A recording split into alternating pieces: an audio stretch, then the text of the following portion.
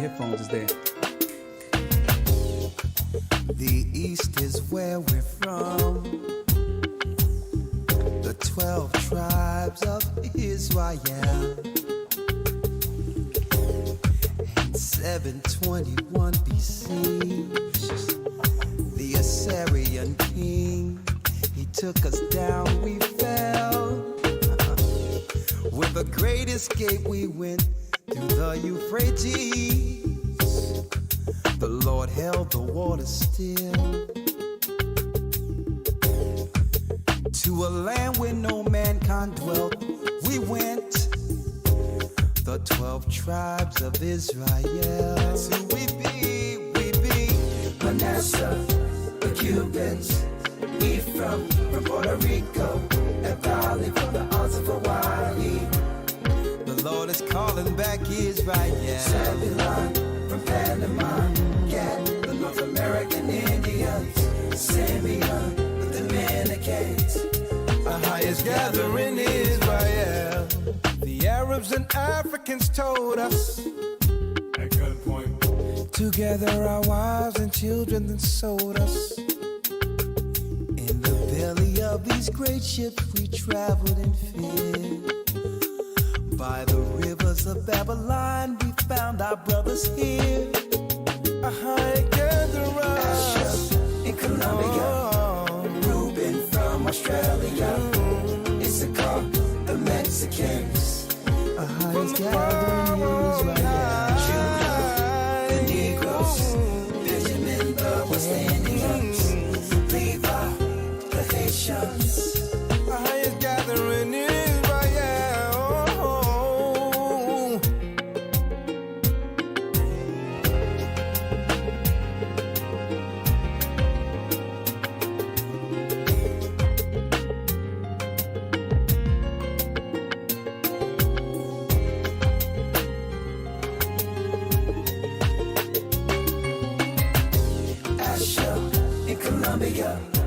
Reuben from Australia, Issachar, the Mexicans.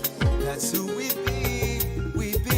Judah, the Negroes, Benjamin, the West Indians, Levi, the Haitians, Manasseh, the Cubans, Ephraim from Puerto Rico, Naphtali from the Isles of Hawaii. The Lord is calling back Israel. Zebulon from Panama, Gad, the North American Indians, Simeon, the Dominicans. Our highest gathering Israel. That's right. Jumping right in, I'm Elder Rawchaa along with Elder Lawya, live from the church. That's right, live from the church. And that's right, we're picking up from where we left off, when the wicked beareth rule. Brothers and sisters, there's a lot going on in the earth today, and for so long we've been looking at the outside of us, right? Instead of really concentrating on, like I've mentioned in many broadcasts before, the enemy within. If we've learned anything through this Black Lives Matter thing, through Black Lives Matter, through how the Democrats have initiated black people into carrying their water, to the paid boule who have made a living off of impoverished black people. But none of us have ever gotten down to the bottom line. You know, what was the origin of all this wickedness that's totally out of control at this point, folks? Especially for our people, our community. Keep in mind, the moral, the traditional, the believers, those who have a conscience are no longer in position within our communities. Okay? We're being led in our communities by straight degradation, evil, wickedness, malicious purpose, sin. When the wicked beareth rule, let's go there. Proverbs 29:2. Let's go. Let's do it. Let's start off with Proverbs 29 and 2. Yes, sir. The book of Proverbs, chapter 29, verse number 2. Come on. When the righteous are in authority. When the righteous are in authority, which means what? When you have a priesthood, a righteous government that fears God, there's a trickle-down effect. And what is that? Read. The people rejoice. The people are happy. People are miserable in this earth today. Miserable. And I'm not talking about just black people, folks. Okay, when you get an opportunity, when you see people with their masks off, check out their demeanor. How people have become introverts. There's no smiling. There's no saying hello to anyone anymore. We're in a wicked system, but I don't have to say that. I don't have to mention that. We just have to give you the origin of this, break down where it's going so that we can protect ourselves. That small remnant must come together to protect ourselves from the enemy who has a calculated plan against us. Understand that when the righteous are in authority, if righteous people were running our communities, were running our governments, we would all be happy. You would never see a campaign whose slogan, who can get people to vote for something or vote for them strictly off of the what you would call a slogan of hope. You wouldn't have to sell hope if the righteous were in authority. Hope in itself tells us that government and the powers that be has continually failed us. Failed us. And I'm talking about the people we look up to, people we have trust. We've put our trust and hope in. Read. When the righteous are in authority. And you know what? I left my notes at home, but you know what? I don't care. I don't care about the notes. You know what? I'm going to wing this whole thing. Okay? I had all my notes ready. I went to go for my notes, Rawchaa, and I'm like, okay, no notes. You know what? It's okay. I don't care. I don't need no notes. I had copious notes too, but who cares? We're going to wing this thing, but I'm going all the way in. When the wicked bear rule. Read. Proverbs 29, verse 2. When the righteous are in authority, the people rejoice. The people rejoice. Everyone is upset. Everyone is complaining. The majority of people you run into, they're worried about something under this uncertain environment, this uncertain society, this cloud called COVID. This cloud called COVID. Read. But when the wicked beareth rule, the people mourn. But when the wicked beareth rule, the people are in mourning. Now we're going to get the origin of this because just strictly I want to focus on our people for a second. Black people, Hispanic people, the children of Israel. Okay? We have to go into the origin of how we got here. The boule, the taskmasters, the usurpers that have always existed were cultivated and groomed in our community to destroy the futures of our family. There's an origin.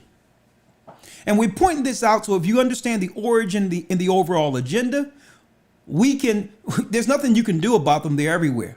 But we can now point them out,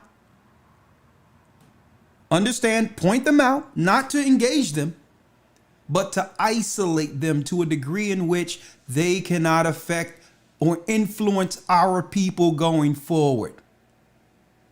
The white man, or whatever the case is, or the unseen hand, or white supremacy, whatever you want to call that, guess what? they don't have to act out their will against us anymore. They have enough tools within our communities. That's right. There's enough tools already.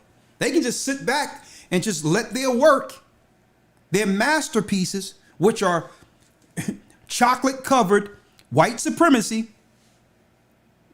just allow them to do their bid for them. I'm talking about the letter people, the woman on woman love, all that crap. They have, let me tell you, they have initiated all and gave these people authority, all of them, to align a large segment of our community, to trigger the community one against another until we would do what? Deal with so much infighting. None of us are rallying together to protect ourselves for what's coming. So, Elder Lawya, if we can, let's get the origin of this wickedness. Let's go into the book of Maccabee. And let's go into Alexander the Greek real quick. They call him Alexander the Great, an Edomite who began to reign around the 4th century, the beginning of the 4th century. And this is when wickedness began to rise in the earth to a degree in which the moral compass would now, the moral compass would get disturbed during this time, where now instead of us having a clear cut of what's right or wrong, that's right, morality would become subjective. It's dependent on the power structure determining the moral line. But before this, the whole earth understood the moral line. It's written in the Bible, the 10 Commandments, the moral, civil, dietary, ceremonial laws. These were the lines that the immoral knew they couldn't cross. But now, morality is subjective. Okay? And I'm going to be going into that down the line, but we're going to get the origin of wickedness. Yeah, we have to start with white supremacy, but we're putting a name to it. The ideology of who? Alexander the Greek. Let's read, Elder Lawya.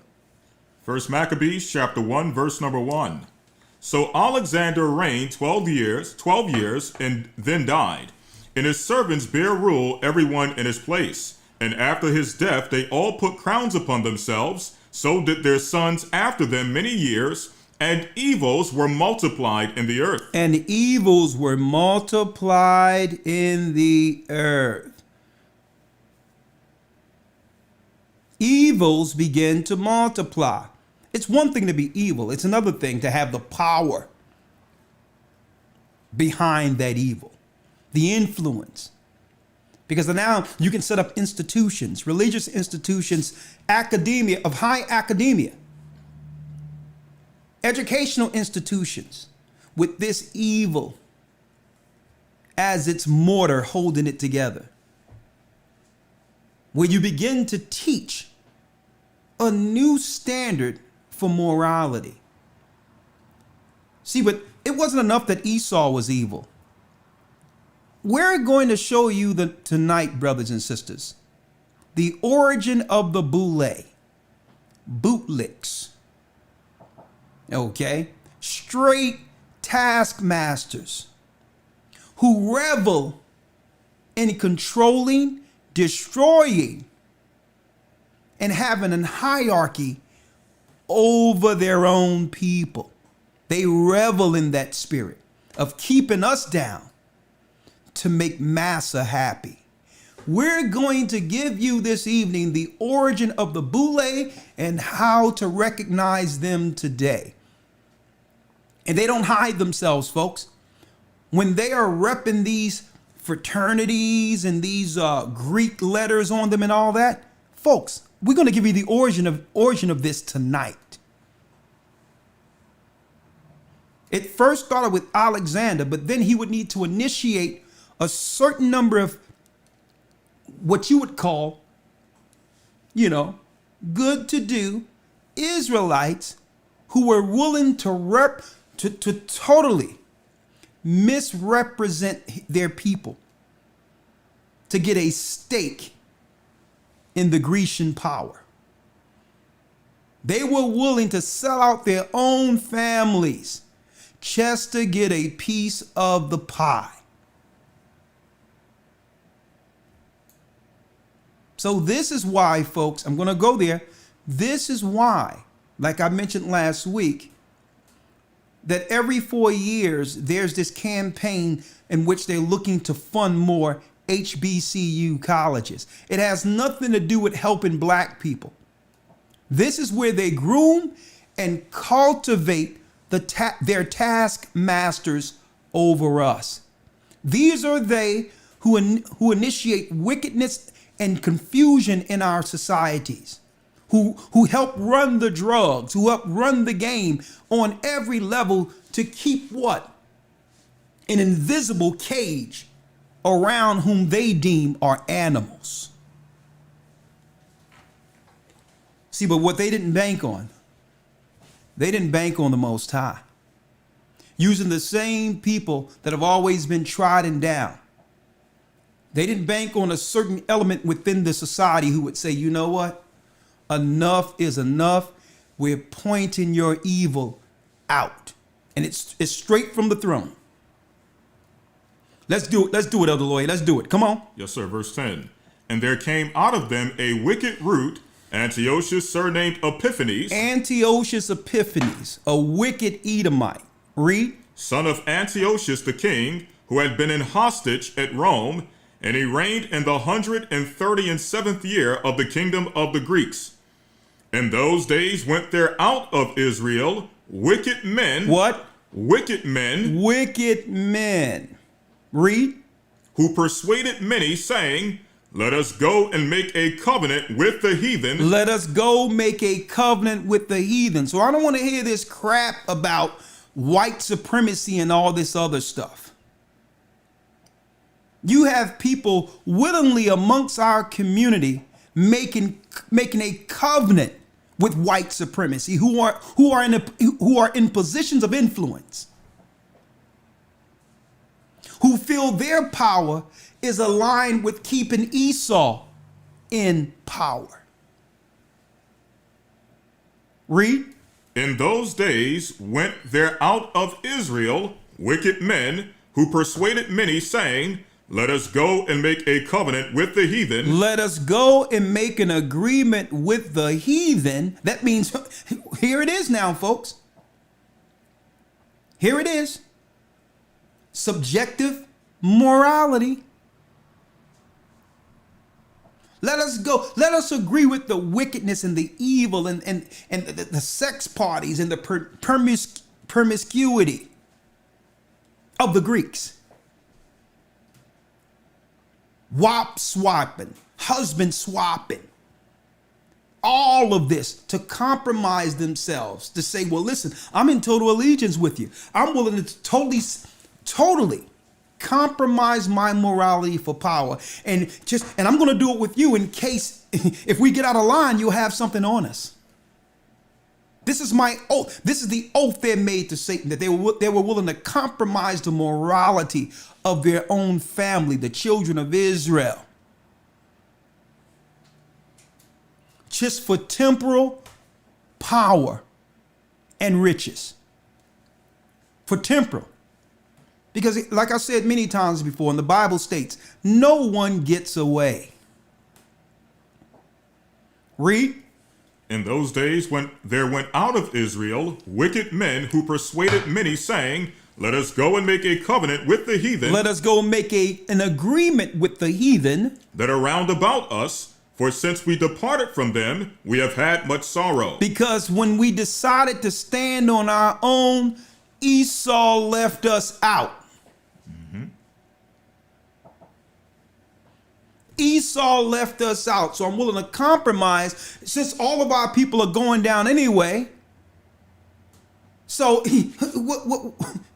we're going to die anyway. So Can a few of us just survive and go along to get along? Maybe I'll get in and change their minds later. But some of us need to at least get in so that we can talk to Massa about helping the rest of us. There's no better person than us, right? Mm-hmm. That's their mentality. What they're telling us is, well, no, man, we just have to get on the inside. We can't change things overnight. But here, you think they're in there fighting for your cause, and they're up in some freak party streaking toilet paper all over the place. Mm-hmm. Come on, let's go. Verse 12. So this device pleased them well. This device pleased them well. They agreed to say, you know what? We're losing anyway. We've lost everything anyway. We've been forsaken. And right now, white daddy, Esau, is giving out checks. We'll just tell our people, yeah, we'll represent you. How about that? This is when it began, folks, in the 4th century. We're talking about almost 400 years before Christ came on the scene. By the time he came on the scene, we had nothing. Man, it was a large segment of straight sellouts who were aligned against the Savior. By the time Christ came on the scene, it was a wrap. A large segment, generational Israelites now have sold their souls to the devil. And we're still looking at, the white man and the white man. No, you have to look at the cats who was working under him, folks. Mm-hmm. Who went to Caesar and said, well, listen, Caesar. He says he will one day be king over these people. And there's no other king but you. There's no other king but you. This guy is walking around saying he can destroy your temple in 3 days and build his up. This black guy walking around with these 12 guys dissing you, Caesar. Folks, that wasn't white people. That was us. These were house Negroes, fraternity freaks, selling our Savior out. And this is why you can't trust anything they say, folks, when they put these people in front of you and try to actually APBs and all these things to believe because they have the same color as you, that they have your best interest at heart. That's how dumb they think you are. That if they put someone your same color, you would believe they're for your interest. Nah. Come on, let's go, Elder Lawya. Let's go. Yes, and sir. hit that like button. We're about to go in. I'm glad I did leave my notes. Let's go. Let's do it. Yes, sir. Verse 13. Then certain of the people were so forward herein. Come on. That they went to the king, who gave them license to do after the ordinances of the heathen. Now they get a license. They can run around with a badge now and say, listen, look at me. Look at me. I'm a credentialed slave. I'm a slave with credentials. They were happy that Massa severed out a little segment of society so that they can brag amongst us, but still be nothing more than slaves to master.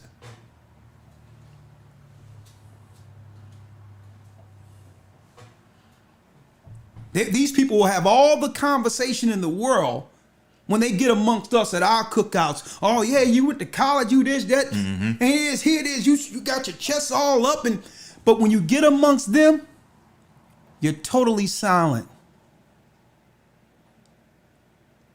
They put you in your place. Or you have prestige around us. Yeah, I'm this, I'm that, and we get around them. You're the person running around, you know what I mean? Sitting there, hold up. I think you got something. I think you got something. It'd be a dude too. I think you got something, I think you got a little something on your mustache, boss. I'm gonna tell you, this is what's going on, folks. And we're pulling them out tonight when the wicked beareth rule. All that stuff about what the white man doing, what the white man doing. I don't want to hear about that crap. He have severed from amongst our communities, not just the blacks, the Latinos, whoever you want to call, the Israelites, a certain segment that does the dirty work for them. They'll have articles talking about vaccines, this, that, and the other. And then you pull up another article on the same person. And there's an article that they have on talking about diversity. Watch that word when you hear diversity, folks. Diversity means some freaks coming after your children. That's what it means. I don't need no diversity, no ambiguous words. What do you mean diverse? No. Who the hell are these diverse people? Okay. What? And then I pulled up one girl who was talking about yeah, I'm black and it's safe because look, I'm black and I'm saying it. And I'll say, I bet you the amount of money she's from the Letter Club.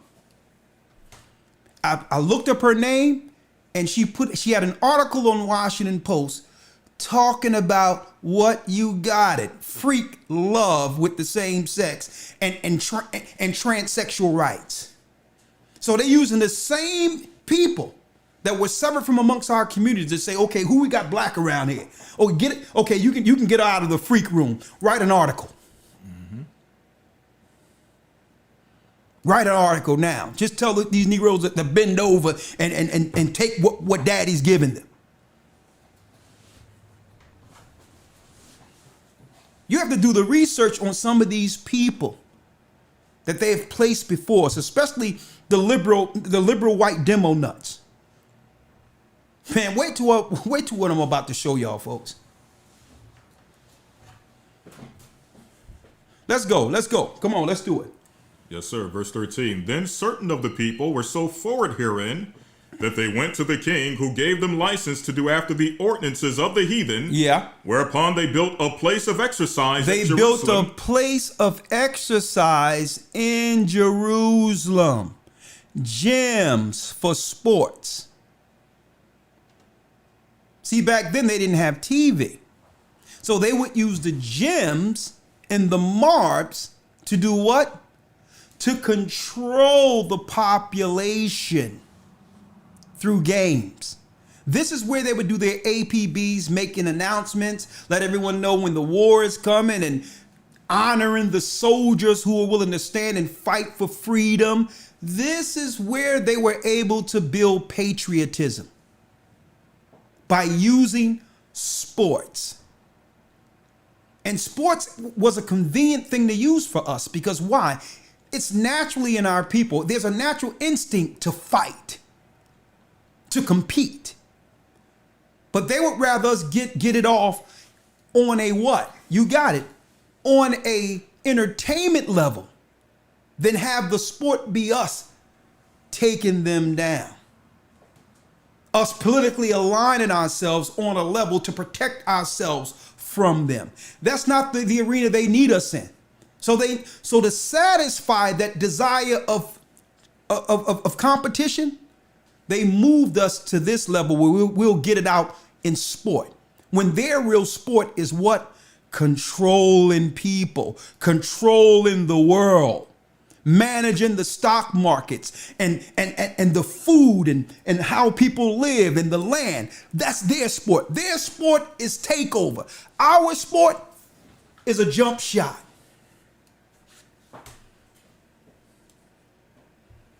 I'm giving you the origin of the wickedness, folks. Because they knew, because we were fighting them in the womb. Jacob and Esau. So that competitive spirit to win, hey folks, they know it exists. So they needed an outlet for it. So instead of us, and if they do use their physical prowess to war and take down, it'll be for us. Listen to what we're showing you here. Read it, come on. Yes, sir. Whereupon they built a place of exercise at Jerusalem, Yeah. according to the customs of the heathen, According to the customs of the heathen, and made themselves uncircumcised, and forsook the holy covenant. and our people began to walk away from the covenant. that God gave Moses. I'm giving you the origin. Our power lies with us coming back under that agreement, folks. That agreement align us one with another so that we'll understand together who is the enemy based on a moral code that was given. So this way, we're not just identifying some ambiguous enemy, white supremacy. Who the hell is that? Who the hell is white supremacy? Right. I respect the premise, but it's too ambiguous. Mm-hmm. I respect the premise. I'm not going to totally disrespect it, but it's too ambiguous. It allow, believe it or not, the taskmasters to align themselves with us and say, well, yeah, white supremacy. No, you are white supremacy too, black man, if you are aligned with the ideology of white supremacy. What is white supremacy? We going into it. The ideology of Antiochus Epiphanes is the spirit of white supremacy.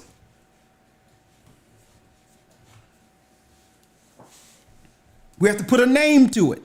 So you'll understand the ideology and do what? Identify it when it rears its ugly head. See? All these people in the black community, conscious community, they can just talk about black, what we used to be. We used to be powerful. We built this, we built that, and can't put a name on anything. So they run it around like dogs chasing their tails. But if we can identify where this happened to us in history now, we can now align ourselves against the ideology and point out when there's people amongst us who choose current power against their own people instead of thinking long term. Now you can identify them. Read. It says, and made themselves uncircumcised, this is verse 15. Come on. And forsook the holy covenant. And forsook the law, statutes, and commandments. And joined themselves to the heathen, and were so to do mischief. Black Lives Matter. Evil, wicked, sadistic sinners have aligned themselves, have actually cloaked themselves under the guise of activism. All of them are bootlicks, controlled, sexually compromised demons. Now, and then what happened? Come on, Elder Lawya, let's go. Yes, sir. Jumping down to verse number 41. Moreover, King Antiochus wrote to his whole kingdom that all should be one people. All should be one people. We don't need these people coming with an ideology that they're better or separate or chosen in comparison to us. Mm-hmm. We need to align everyone under the spirit of one patriot flag, so that all nations can reject the culture and the rich tradition of their forefamilies and align themselves under our power. See? Because if they now compromise their own culture, we can raise their children to be sleeper cells and send them back to erode their countries. We can train them to be Americans or Romans, and they'll have more allegiance with our wickedness than their traditional values, their family. And once they grow up, because they look like those people, we can use them as sleeper cells to go back into their countries and do what? Carry our water, carry our medicine, carry our eugenics, and we'll destroy them inwardly by their own. This is the Antiochus Epiphanes way. That's the ideology. We're dropping bombs on you tonight so you can have the origin of this. And this is why they took the book of Maccabees out of the Bible.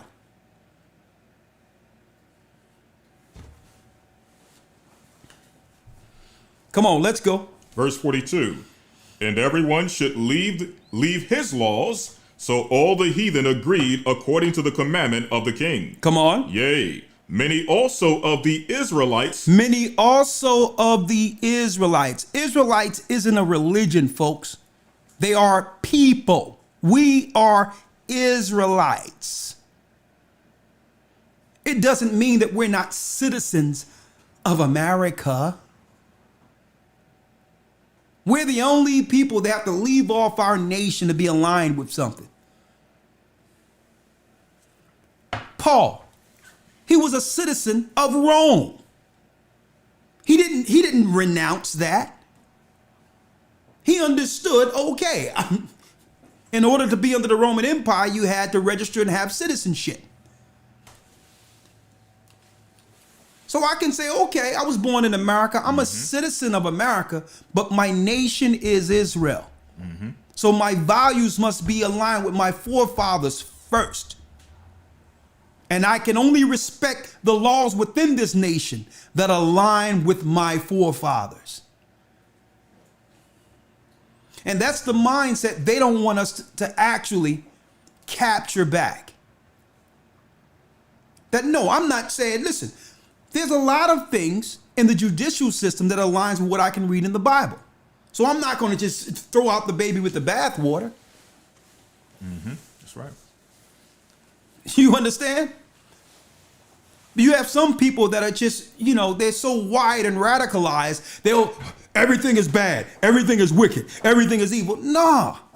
We have to intellectually decipher this and understand the ideology. And we weigh the ideology now with a moral compass that was given to Israelites. That's how you do this. See? Okay? We do it intellectually. See?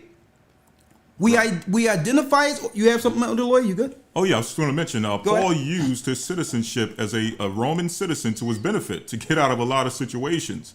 And it kills this thing. You get a lot of people, like you mentioned, they get radicalized, and a lot of people get bamboozled into this, what do they call it? This sovereign man thing, the sovereignty thing, trying to get rid of their citizenship. And they get, man, they get scammed out of their wits' end, trying to become a so-called sovereign man.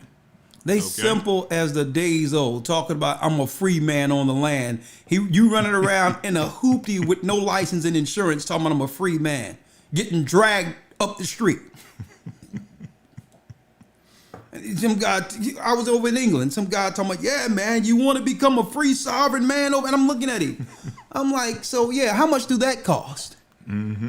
He says, well, listen, you give me this amount. And you don't forget, your social security number is worth millions right now. So you give me this amount because I have to file the papers for you. And by the time you dissolve and get your social security numbers done, you can get like $500,000. I'm like, I tell you what, brother, I got something better for you. You do the paperwork for me and just give me 25% of what you get. And I'll sign the agreement right now that you can get the other 75. If you saying what I have is worth $1 million, right now, a cool 250 will do me fine. That's right. And he's looking at me like, this Negro can read. This Negro, I think he know how to read. I'm like, these free people talking about you can be sovereign and let me file the paperwork. I'm like, no. You can file it for free and get 75% of whatever you get, and I'll sign the agreement that if you give me $1 million, I'll take 250. I'm gonna tell you, folks. Don't all these I'm a free man and I'm a sovereign man. Nah. Usually these people like that are on the run. You can take full advantage, folks, of your citizenship. That's right. And not feel anything about it. You're not supposed to feel some guilt about taking full advantage of what your citizenships afford you. Everyone did. All the Israelites did. Paul did. The disciples did. That's right. Christ stood before Caesar, and Caesar said, I find no fault in this man. Which means they called Christ, the Lord and Savior. They brought him to court, and he went. Now, it was unjust. That's something black men are used to. But all in all, I'll tell you this. He says, render unto Caesar what is Caesar's and what is God is God's. This is Esau's kingdom right now. And you know what? We're subjected to their laws for disobedience. We have to now use our knowledge and wisdom on how to navigate through it like they did, and isolate the enemies who attach themselves to us like leeches, looking to suck us dry. And I'm about to identify a few of those in a simple as the day is old too. But go ahead, Elder Lawya. Yes, sir. Verse number 1 Maccabees 1, verse number 43. Let's go. Yea, many also of the Israelites consented to his religion and sacrificed unto idols and profaned the Sabbath. So they started sacrificing to idols, celebrating, that's right, the secret religion of the Romans is Mithraism. And we went into that. That was the secret religion, which is really the Babylonian worship of Semiramis, the Virgin Mother and Child. So what happens? This is when they start to initiate us into their Greek fraternities, folks. And in order to do so, we would align themselves and have to go to their celebrations. They're what we call today Christmas parties now. They're this or they're that. Read. Verse number 44. For the king had sent letters by messengers unto Jerusalem and the cities of Judah, that they should follow the strange laws of the land. The strange laws of the Gentiles, read. So this is how Antiochus could now initiate our children, our future generations, into heathenism. And it's called Hellenistic heathenism, where our children would begin to believe it's their tradition to sin against God while following the Gentiles' law. We would begin to sensationalize it, celebrate it. When our forefathers loathed the holy days of the heathen. Read. It says here, for the king had sent letters by messengers unto Jerusalem and the cities of Judah, that they should follow the strange laws of the land. Come on. And forbid burnt offerings and sacrifice and drink offerings in the temple, and that they should profane the Sabbaths and festival days. So now, don't follow the Sabbaths. Don't follow the Sabbath days. This is why when you start following the holy days, you notice it's something deep spiritual about that. Because when you say you're following Passover and days that are written of in the Bible, that's the dividing line where everyone around you begin to think you're crazy. Why? Why? Because the days we've been celebrating are satanic. And really, the triggers for them, when they realize you've been awakened, when you actually look to follow what's in the Bible, that triggers them off that they have found one who can see. Who can see. You will speak to a pastor and he'll be like, whoa, those days are done away with. Da, da, da, da, da, da, da. Okay. But they're in the Bible. And you're a teacher of the Bible. Doesn't it make you a hypocrite saying you're not supposed to follow what's in the Bible? Well, only the Jews can do that. We're the Jews, dude.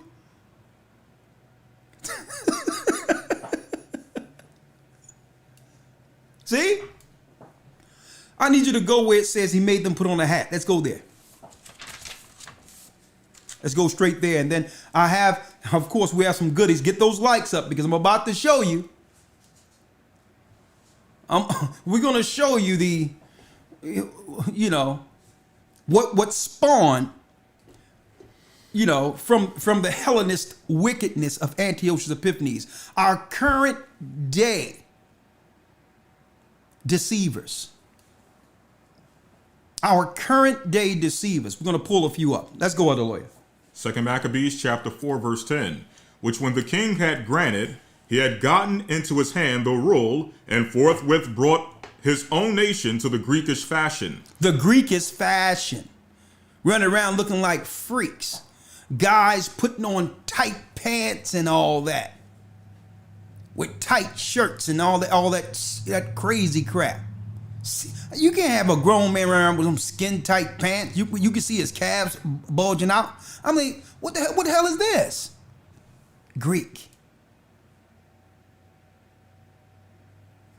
I seen a guy walking down the street the other day. I'm like, what's up with this dude? This dude was like, Elder Rawchaa, he like 240, right? 240, and I'm like, he had to be like 246.3. I mean, his sweater was so tight, and the pants was so tight, and then he had the nerve to have one of those little jackets on that women put on around on the top of that. I'm like, what the hell is wrong? Where is this boy's father? Folks, I'm like, yo, Greek fashion.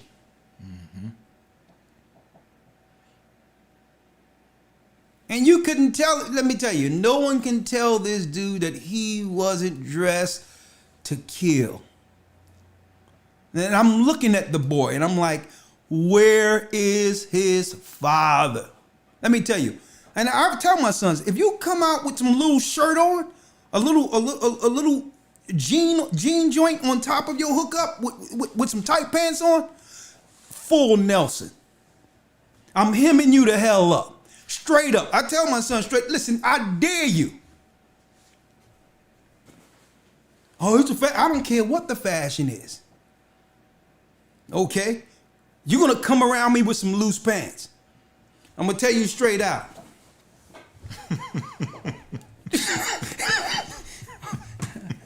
I know I'm digressing into other. My sons know.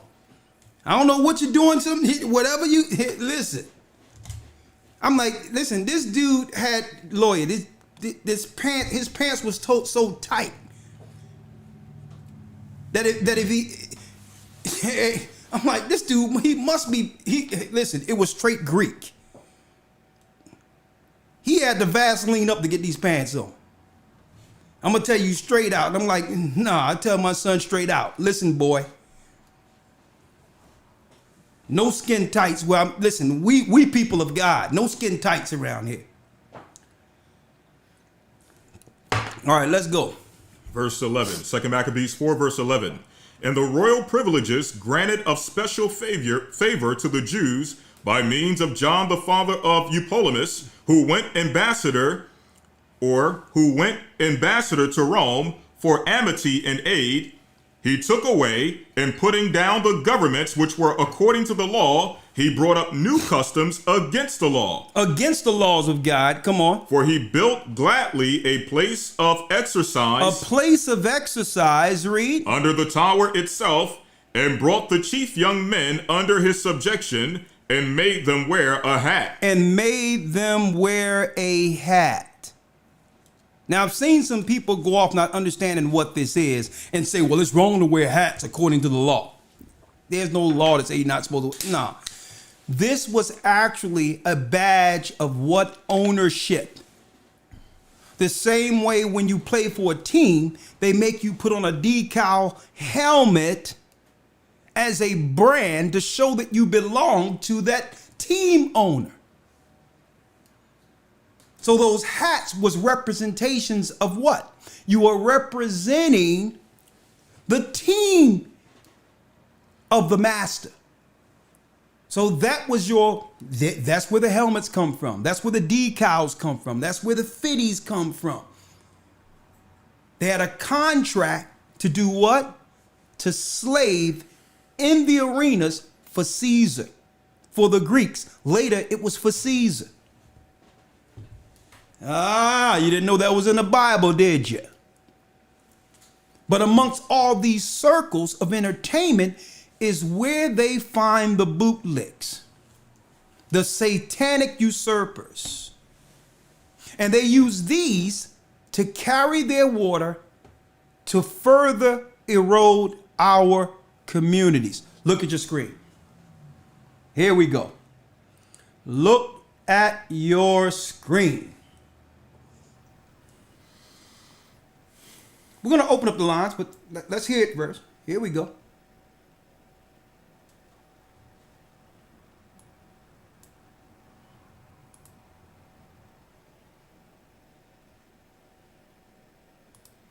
Here you go. Let's listen. Let me turn up this so y'all can hear it too. Do this. Listen, hey, what's up, guys? What's going on? I told y'all we're gonna do a little discussion. Yes, sir. Ain't nobody on here yet. Yeah, I know. I'm waiting. Can you back up and get off my thing? Can you get off my thing? We're trying to talk about COVID. Hey, bye. Laura, you got any questions about COVID? Can you tell the people? Listen, I'm doing a live with Robert. Let's see if he comes in. Oh, here he is. Robert, send a rest. Okay, some of you request. Go live with Robert. Send request. Y'all, but I'm gonna get him in here. Hey, y'all come on in. We're gonna talk about it, okay? Let's see if I can get him in. I'm waiting on him. Waiting on Robert. He's connected. What's up, Doc? Hey, can you hear me? Yes, ma'am. How you doing, Robert? How are you, doctor? Oh, I'll be totally honest with you. I'd be lying if I said I'm doing okay. What I have seen, what I'm dealing with right now at my urgent care center is beyond anything that I thought I was going to see. I was hoping it didn't get to this point. Wow. The numbers here are so bad. Before we get started, let me announce who you are. You know Thank what I mean? And I know for the people that don't know, I know you're famous and all. But No, for I'm the not. people that don't No, know, because I'm on live on my page. Are you live on your page as well? No. Okay. They'll see me on there. They'll see me and click on. So. Okay, so this is Dr. Robert Drummond. If y'all don't remember him, Married to Medicine LA, he's Shanique's domestic girl. Her husband.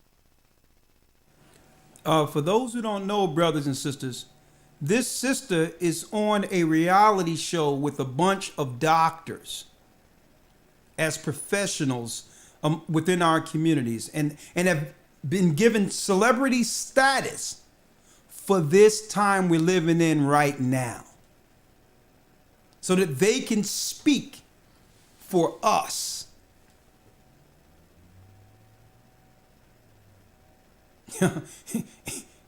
In the most, I would say, right now, folks, when it comes to decisions, the decisions we make with what they're about to roll out will literally mean life or death for a large segment of our community.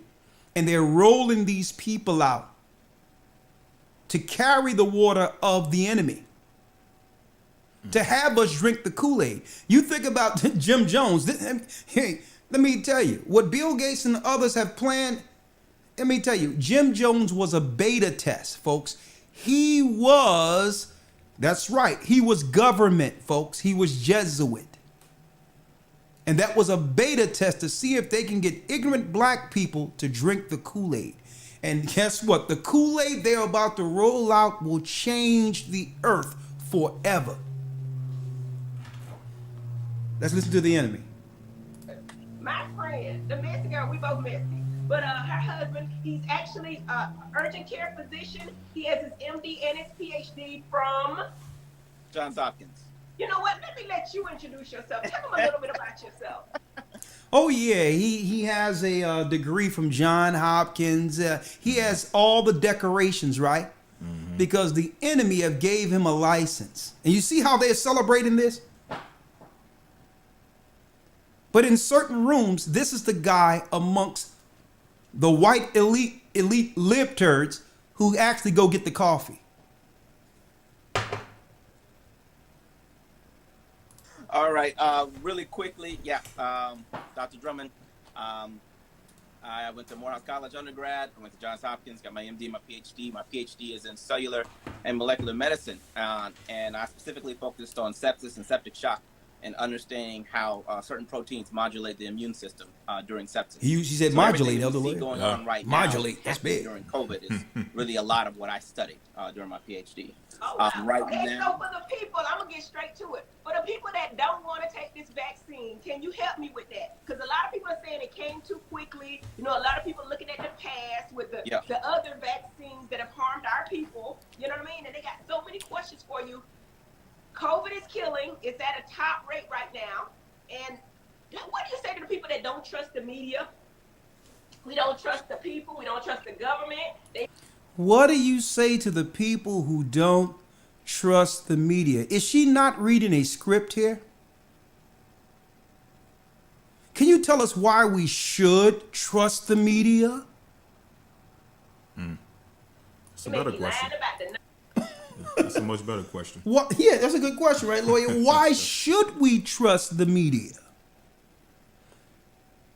Let me tell you, YouTube was made out of defiance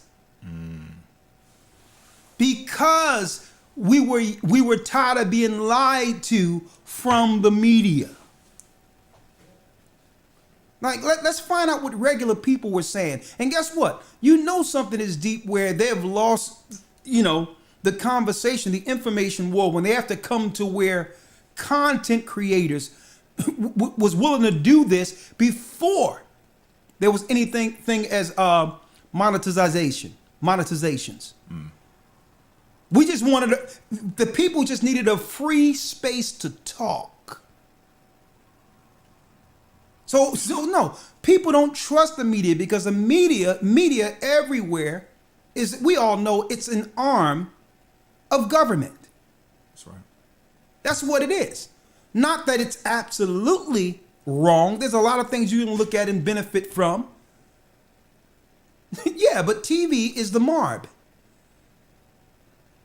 It's the ancient marb of Rome. It's how they keep the people under control, mental control. But let's go.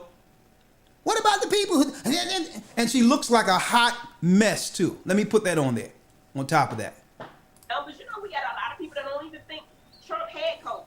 So what do you say to people? Should we take the vaccine? So first, yes, we need to take the vaccine. But I want to give you all the reasons why. You hear this? I understand everyone's trepidation. I understand it from the perspective of looking at it in regards to Trump and the media. Trump likes to cut corners. Luckily, he wasn't in charge of this. All right. This was created by scientists, designed by scientists. And that's going to be important as we talk about it later. The media has its own goals also. Right. So Fox, CNN, MSNBC, they're all slanted. All right. And that's another thing, folks. Let me tell you, we're showing you what we can show you. That's why I say y'all have to get in that Hebrew and Bible Academy, because it's in the academy where it's no holds barred. We don't have to worry about being censored and being taken down and all those things. We're just showing you what we can show you.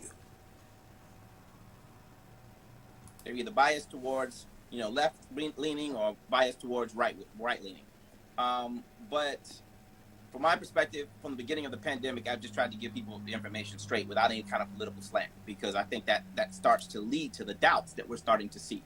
One side doesn't trust the other side. If I follow Democrats, I don't trust Republicans. If I follow Republicans, I don't trust anything that comes out. Okay, so when has a sickness ever been a political talking point? Have you ever caught a cold? Have you ever caught a cold? When has catching a cold become a political talking point where one side will say you would probably need to go get flu, and the other side will say Alka-Seltzer Plus? When have you ever seen a cold politicized? So they try to make it about politics. I need y'all to understand this. Out of a Democrat, it's a mess. It's an absolute mess during the pandemic. So I understand everyone's trepidation from that point. From the perspective of historical things that have happened with science, let's be frank. Let's just get it out on the table. A lot of bad things have happened. Okay, you can go back to Henrietta Lacks and what happened with her in regards to stealing her cells and using her cells, something we call them HeLa cells.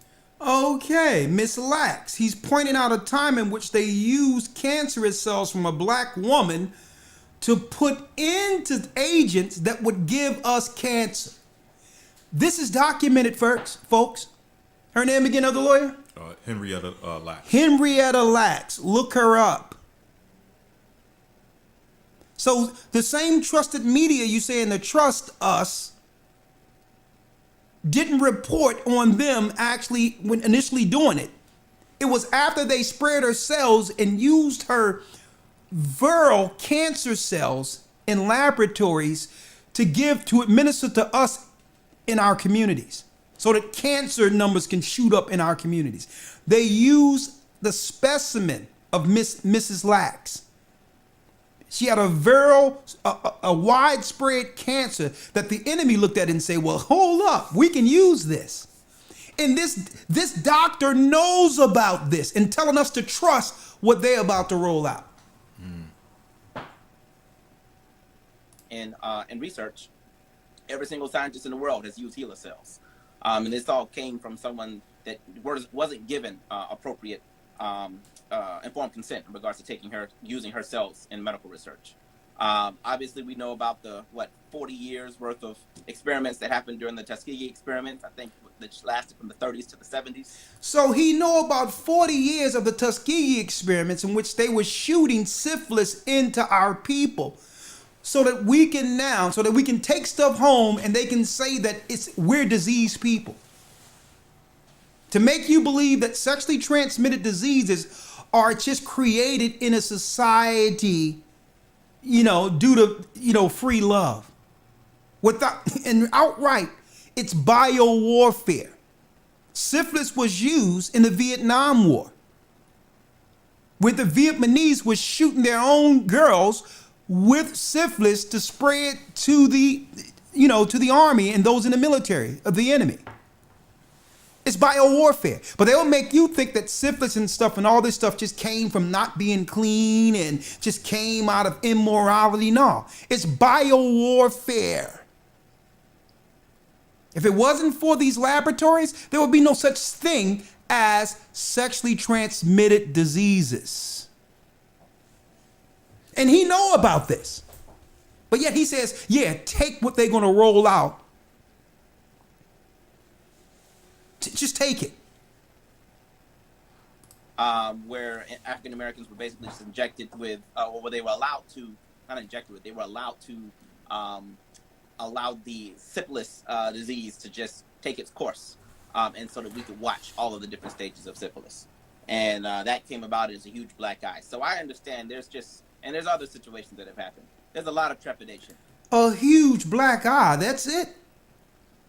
So at the end of whatever happens with what they're about to roll out, they're going to be able to downplay this 10 years later after people are running around zombified out of their minds like bath salts, eating people, falling out, dying, and to only, sum it up as a black eye. That's there, right? Now let's get to this. Let's get to what's actually happening with COVID, because I've gotten so many questions about this.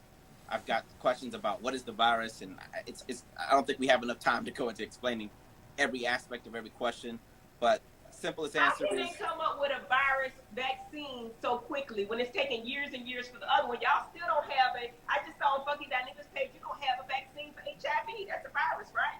Absolutely. How do you get this one so quick? And black people have been dying from HIV, all of our people. Why do we have...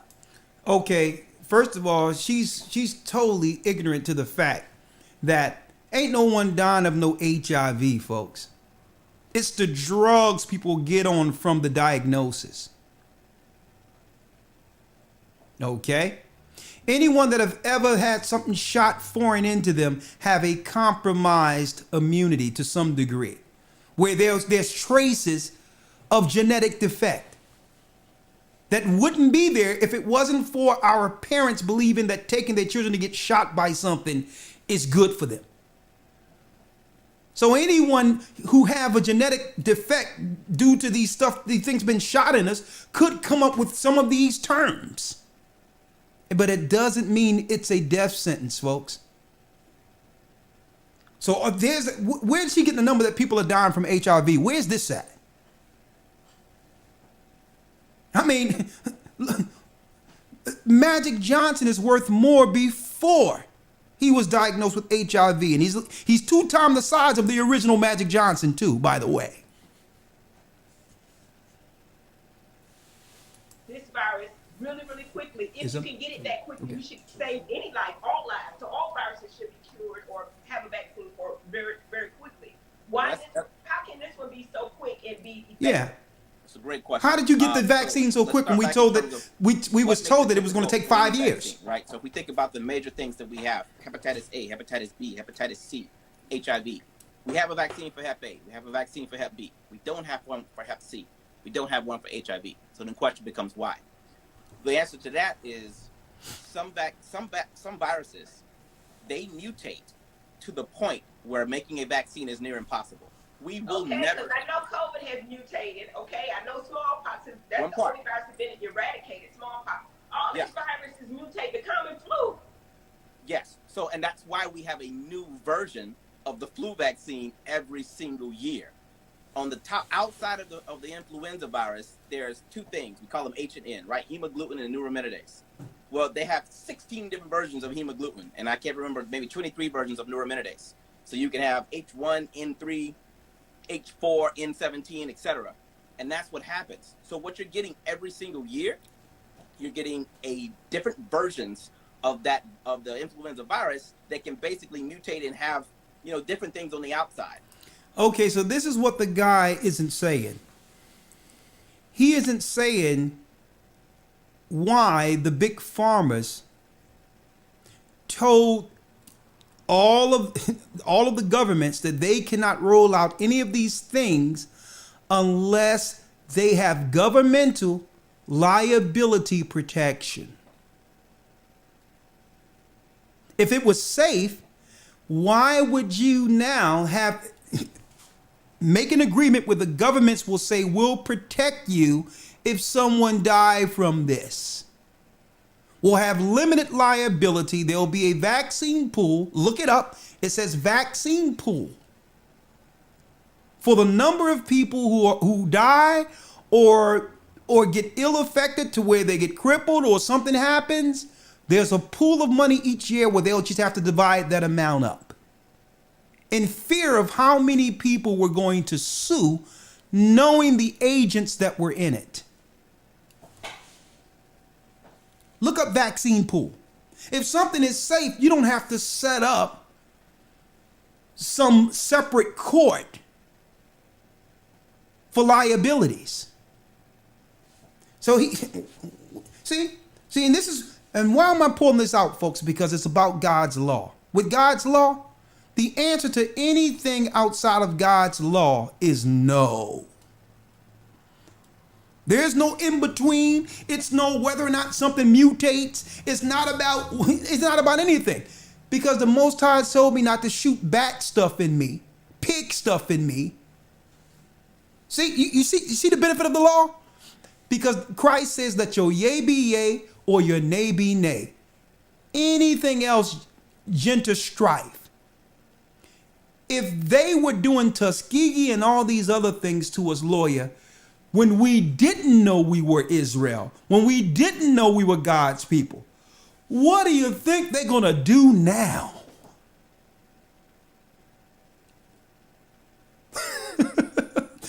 They was doing this when we were going to church and had no idea of our rich traditions being Israel. And they were willing to test and do all these things these guys know existed back then. In the age of consciousness where our people are coming back to the law, statutes, and commandments and understanding our true position according to God, what do you think this thing is going to do now? Yeah. 2 points. He never went into the question she asked, actually. Yeah. He just threw a bunch of distractions. What was the question?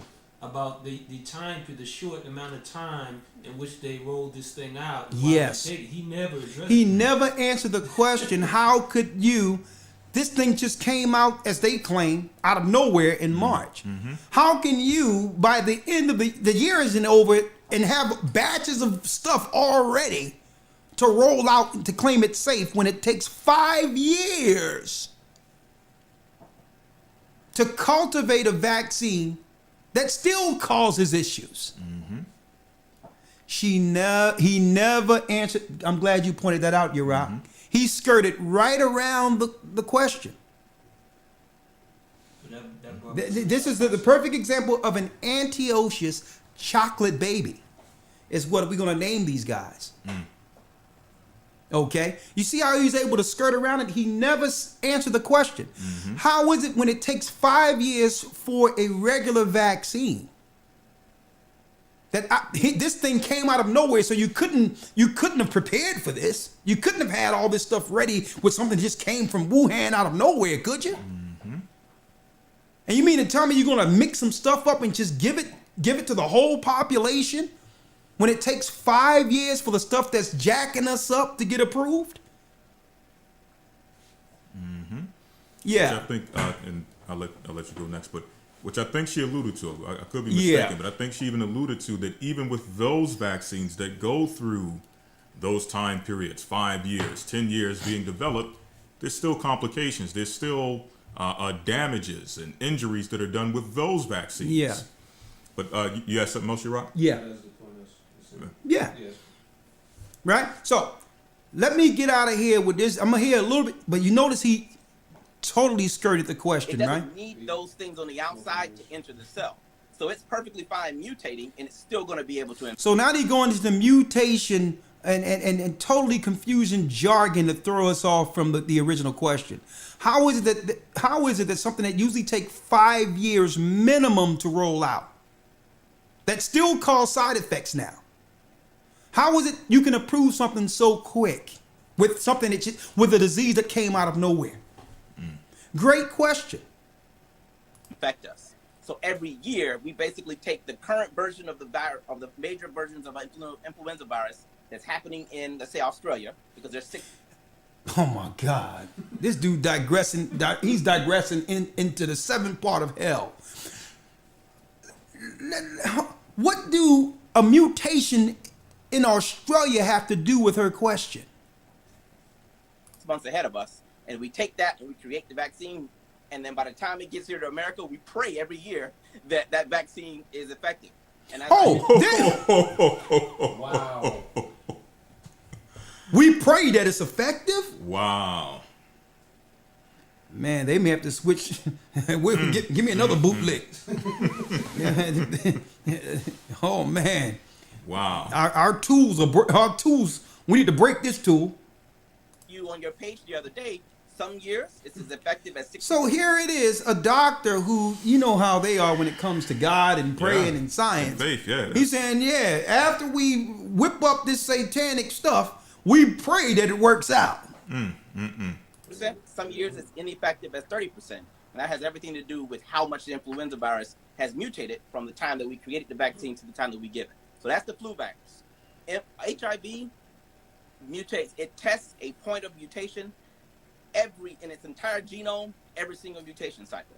It is virtually impossible to create an HIV vaccine the traditional ways. There are other ways that we're trying to do it because there's some areas. But it's not that important because certain people are not dying from it. I don't think that. People, that's my thought. Because if you can come up with a vaccine cure this quickly for COVID, you could have come up with something for HIV after all these years. I remember my cousin had HIV in My cousin. Oh, man. Oh, my God. This is where it digresses into hell. All right. Let's get the next one real quick. All right. Let's get the next one. Just one more, and then we'll open up the calls for a minute because there's a few things.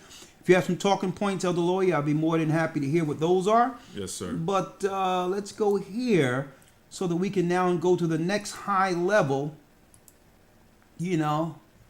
Yeah. And before you go to this, what I will say is that even though, her approach may not be, may not necessarily agree to her approach, but she is offering a little bit more of either a rebuttal or trying to question a little bit more than I thought she would initially. Initially, I thought she was just, there just kind of listening and hearing what the guy has to say, but she is kind of offering a little bit of objectivity. Yeah. See, but that's the left-right paradigm. And I understand the questions were asked. Right, I understand that. Yeah. It's the left-right paradigm, and the reason they have to go, like going back even with him mentioning the Tuskegee experiment, Henrietta Lacks, so on and so forth. They kind of have to bring those things out because that stuff is now, like you were mentioning with YouTube. Yeah. This information is easily accessible. Exactly. So people are looking these things up and they're having these questions. So they have to bring this out and say, we know about that, we know about this. But however, some way, somehow, with this particular vaccine, it's not going to be the same as Henrietta Lacks. It's not going to be the same as the Tuskegee experiment, some way, somehow. And you, like you mentioned, they offering prayers every time they create a vaccine and hoping it works. I wonder what prayers they have. Are you offering prayers in the same fashion when it comes to the COVID vaccine? Yeah. And, I'm glad the fact that you're being a little bit objective to a degree to give her some benefit of the doubt. But, that's you and that's cool. Yeah. But I'm not going to give her no benefit. And this is why. It's a setup. It's a setup. That's why. They both are boule control people. That quote unquote, that white supremacy will use. If two white people were talking to us with this, we would look at it with some level of skepticism. That's why. Right. That's why. Because they wanted her to be the opposition. So that now they can get the calm answer by this so-called intellect. But if you're not savvy enough to parse through his satanic jargon, the majority of people are going to just trust him based on the license that was given to him from Antiochus. And that's the problem. They'll trust his position. So it's having a black woman and a black man asking the hard questions. But at the end of the day, the expert is saying, yes, we should do this. That's why I'm not going to give either of them the benefit of the doubt. Because the number one is, when she came out, Elder Lawya, and said straight out, people are concerned about, they thinking about not, what people? What are you talking about? So it was already set to speak to those who were skeptical. It was a script. And she joined in on the script. That's why I'm not giving her, she need to go sit her behind down. Okay? And you know, I respect the fact that you give her the benefit of the doubt, but hey, and you know, that's good. I don't. Okay, she need to sit her behind down along with the other dude. You know, I don't know where his daddy at. I mean, growing up, we'd be like, come get your boy. Come, let's find out where this dude's daddy at. Come get your boy. All right, let's go to the next level of intellects. Slim Thug. You know, the next level of high philanthropists that you know, that Antiochus and Caesar put as experts in our community. You know, of course, if one of these guys, make sure if you have someone under age 18 years of age, I need to put that out there. We're going to make sure because we have to play this, we have to make sure we put out there a disclaimer that you have to be 18 years of age and older, because these guys cannot, you know, speak a sentence without some nonsense. But all in all, we're going to have Slim Thug with a public announcement. You know, that's somebody you want to listen to. Slim Thug. What the heck? Lord Christ, come back, please. You straight up, you want to take the vaccine. Like, I'm gonna take you take the vaccine, you want the vaccine. I don't think Bill Gates want to kill me. I think Bill Gates got too much money to be worried about my broke ass. He give away too much of his fortune to all of a sudden turn into somebody who want to harm me. That's my mind frame on this. You know what I'm saying? Like, I think like that. And I'm a medicine person. Like, I know some people would like to go the natural way. If I got a sinus, I'm going up there and I want to get me a Z-Pack. I'm just a medicine. I do that. Like, okay, the high, you know, it is. Let's hear what the. Wow. Let's hear what the. Oh, let's get it again, Lawya. Dropping top knowledge here. You know, when someone named Slim Thug talk, you gotta listen. All right. Wow. Slim Thug ain't playing around with it. All right, let's get him one more again. Let's see what Slim Thug got to tell the people. All right, let's go one more again. Slim Thug, folks. You straight up, you want to take the vaccine. Like, I'm gonna take it. I'm gonna take it. Take the vaccine, you want the vaccine. I don't think Bill Gates want to kill me. I don't think Bill Gates want to kill me. Wow. I don't want to be condescending, but come on, brother. I would tell you to look up the word eugenics. Planned Parenthood. I don't think what? Let's do it again. Let's do it one more again. The righteous in our society is You know, I'm gonna tell you. See, but at least right out, they're giving us the full view of those we need to stay away from. Mm-hmm. That's right. So I'm looking at it like, okay, all right. Okay, zombie. Hey, you're not getting my food. Okay? Hey, you're not getting our stuff. We're preparing for the righteous. And we're going to guide the righteous out as the best we can. Let me tell you, folks, you have people gnawing on people's legs and all that after dealing with this thing. I'm going to tell you that right now. Hey, and all I got to say is we need to utilize our rights as citizens to protect ourselves from what's coming. You know what I mean? Because, hey, hey, Young Thug got something for you. You straight up, you gonna take the vaccine.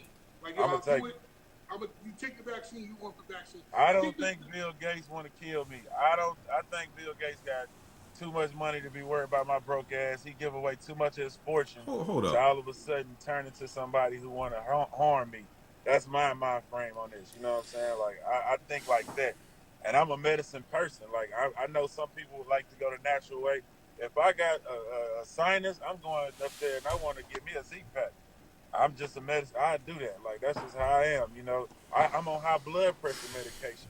I'm on high blood pressure medication. He's bragging about this. You know, but here's, I'm not gonna. I'm gonna let you flow. Go ahead, just flow at this point. Here's the backward thinking on what he just stated. He said that Bill Gates has too much money to be worried about trying to kill him.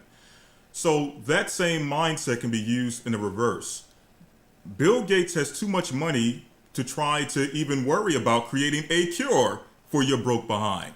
In the same exact fashion, it goes both ways. If he got too much money to worry about killing you, then he has too much money to be trying to worry about curing you of a possible danger.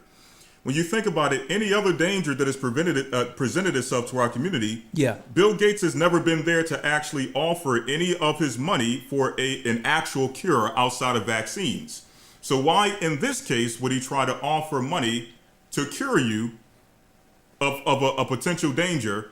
But on the other hand, he has too much money to worry about killing you. It just doesn't make any sense. He just went into, I'm not an herb guy. I'm just trusting everything the doctor's telling me. I'm on blood pressure medicine. So he's being put down as he speak.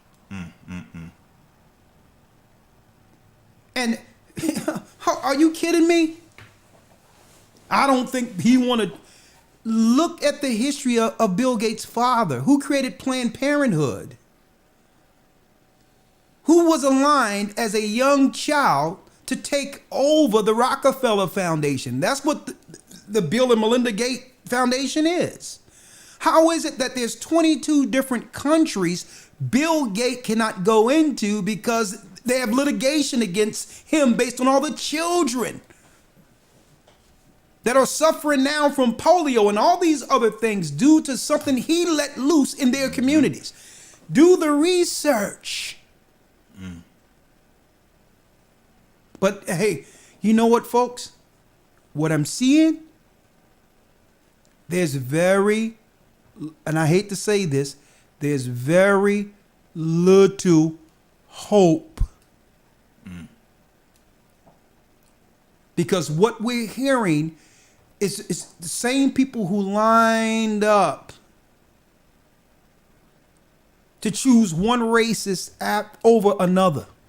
If you want to call, and guess what? I never realized, not that I'm for either, when Donald Trump became more of a racist than Joe Biden. When did it happen? You know how many children, how many of our families are rotting in prison right now because of Joe Biden? No one can say that Donald Trump put a whole generation of black men and women in prison. When I seen that, I'm like, man, this media, what a tool they're using. If they can have you vote for the greatest,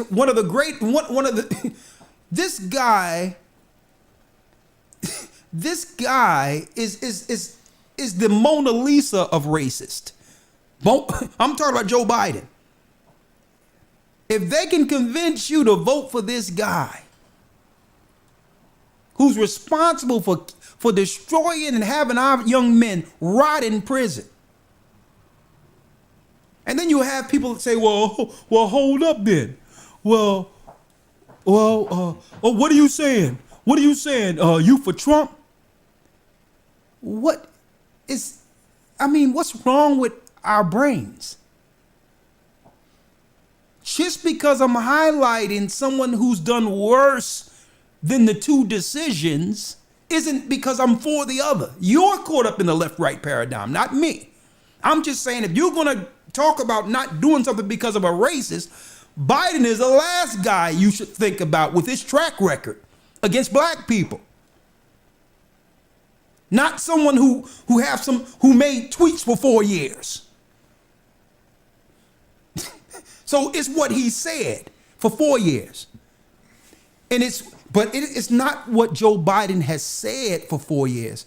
It's what he's done for about 30. And when I seen people were so caught up in the left-right paradigm that they would believe anything that the media was saying, there's almost no hope for what's about to happen, because our people are going to line up for this. And we're going to become everything they said they're telling the other communities we are. This stuff is going to turn people crazy, sick. We went into Luciferase this Sunday concerning what's in this stuff. Mm-hmm. Right. And I'm hearing some of, even the people who are coming out based on some of those who were tested by it, are telling people. There was one guy who, this politician who took it and just right out, he's dead. I mean, this priest in the Archdiocese of Philadelphia, he went in to take the thing and died. But I'm just saying, folks, what we're breaking down and what we're telling you folks is this thing, because it's not just one thing in these vials. It's for whatever they want to do. It's mental illness. It's sickness. It's crippling. It's cancer. There's no one dose. It's everything they want to do against society in this stuff. If they want a large segment of the community just to be brain dead, they have numbers for that. Zombified, people walking around tripped out of their minds, they have batches for that. People who they just want to put down because they are political dissidents, they have stuff for that. This is a military operation, folks. And what I'm seeing, how they were able to move us with this election and move us out to loot and do all that, with the power of media and their bootlicks, we just have to align ourselves to protect our families from those who make these choices. Anything you have to say, Elder Lawya, before we open up the calls? Yes, sir. Two quick things. Yeah. Officer Polano in Louisiana sent me a video here. I'm not sure if you want to pull it up. Yes. Can you pull it up through? Just send it to my Skype, and I'll pull it up on Skype here. I don't have Skype on here. Huh? I don't have Skype on here. Let's see. Oh, all right. Text it to my phone, and I'll put it up on there. Yes, sir. All right. But yeah, it seems like just on the point of what he's stating, it seems like, again, people are repeating the same exact messages over and over. I was mentioning earlier before we came on that Lupe Fiasco kind of parroted or stated some of the same exact points that this guy made. Yeah. In reference to taking the vaccine versus natural health and natural remedies and things of that nature, demonizing basically natural remedies in support of taking vaccines and things of that nature. And it just seems like all of these guys are pushing the same exact talking points when it comes to promoting and pushing and propagandizing this vaccine. Okay. And listen, And this is why I started off with the law and showed you how they would actually sever from amongst our community Hellenists that would carry Caesar's water, Antiochus's water. And see, the power structure has a vested interest in keeping these guys protected from a lot of this stuff that's about to come down on us. But believe it or not, they have a plan for them too, but that's after they knock the rest of us over. But they have a vested interest in these tools that they've cultivated and groomed within these Greek fraternities. Let me get it real quick before we got to open up the line soon. Hold on. Okay, get Hellenist out of the Bible dictionary for me, Elder Lawya. Yes, sir. Also, Godiwan said he's on Skype. Who? Godiwan said he's on Skype. Yeah, he want to come in? He just said he's on Skype to let you know that he's on Skype. Okay. I'll call him later then. Okay. Okay, Godiwan, I know you're there. When I'm done, I'll call you, okay? All right. Hellenist is from the Zondervan Bible Dictionary. It says the following. Hellenists. Hellenist. Non-Greeks. Non-Greeks. Who spoke Greek. A term used specially of Jews who made Greek their tongue. Who made Greek their tongue. And with it often adopted Greek ideas and practices. There you go, the Greek fraternities. They were called Hellenists.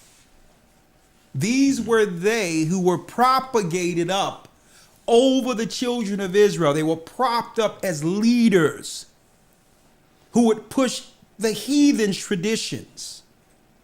They would become the doctors, the lawyers, the professionals, but you cannot trust them. Right. Because they're not for our God's turn.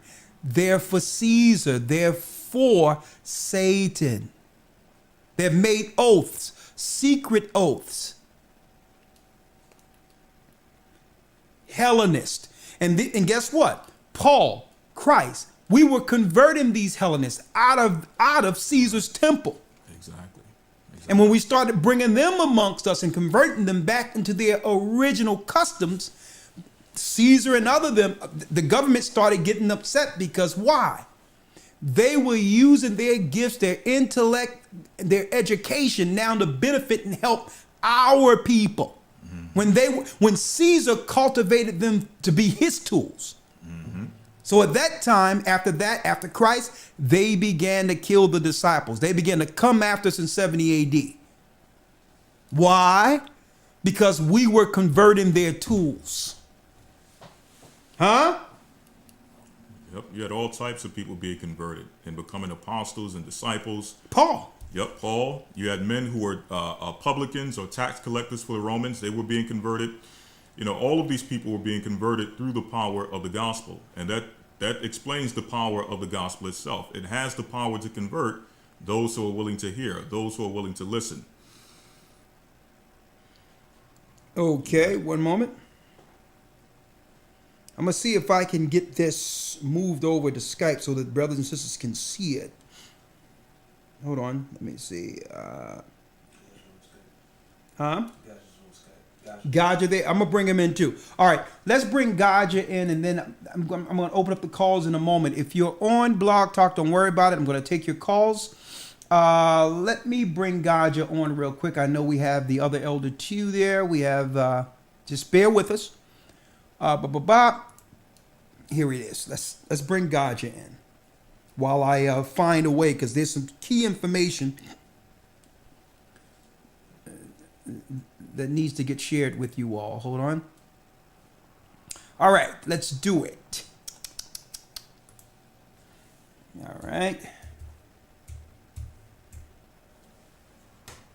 1 second.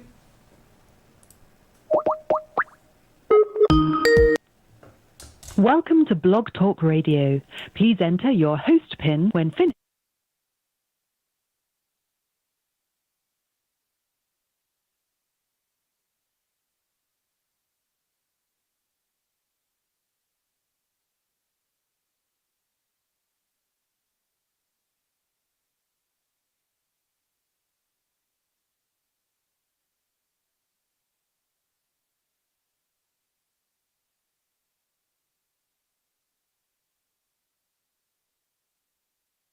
Back into a live show. We are reconnecting you now. Okay, all right. I have. Your show will go live in 5 seconds. All right, let me 4, get Gotcha. 3, 2, 1. Blog Talk Radio. Okay, Gotcha. Can you hear us clearly? Shalom. Yes, can you hear me, Gotcha? Yes, sir. I can hear you clearly. Okay, the floor is yours. I got another video I need to show our people, but we need to understand. We need to know how many of our people are going to follow this and carry Satan's water. And then we need to know, what are we going to do to protect ourselves from these tools? All right. You have the floor. You have the floor, Gotcha. Go on. Yes, sir. I think a lot of our people are going to take it. And a lot. I mean, I'm having a conversation with my own family, my mom and my dad, and I'm telling them, listen, if you take that vaccine, you're dead. You with me? I had a serious conversation with my father, and like, listen, if you're going to take it, just write down what you need me to do when you're gone. You with me? Because that's where you're going. And he was looking at me, and I'm like, no, man, I'm not even joking with you. You with me? This is serious. You with me? If you believe that you're gonna take this and survive it, you have another thing coming. You with me? And a lot of people they got the fear, the propaganda wheel with the media working overtime. It's doing an excellent job, putting fear and panic into our people. Right. You with me? I see in Jamaica the prime minister and ex-prime ministers have come out and said that they would take the vaccine when it's available. So I'm like, well, okay, this thing is safe or this thing is a good thing. Why do you need this donkey and carriage show to show that this thing is okay? Right. You with me? It should be all right. They vaccinated some people in the UK, I think yesterday or this morning. And I think 2 people both of them that they vaccinated have come down sick. So I'm like, but what more you need than that? What if people taking this thing getting sick, why you need to take it? I hear that them looking to recruit military personnel to knock on doors to get people tested for COVID, and putting it out there. People, brothers and sisters within the UK, listening to this broadcast, know that it's not mandatory for you to take the test. It's voluntary. So you have the right to say, yo, listen, I don't want my body to be invaded by a swab. All right. So we have to, I think right now, Elder, we have to really keep the people informed. You with me? And take them out of the panic zone that the media is pushing. You with me? And I mean, and for new people who just coming into the understanding or just stumbling on to these broadcasts, right? The government. Okay, let's check it. And this doctor here said it. The Tuskegee experiments, government. Moses in Egypt.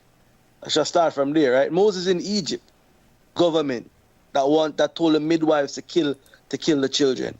Antiochus and Epiphany, government that was killing the people and that wanted to keep the Most High's law.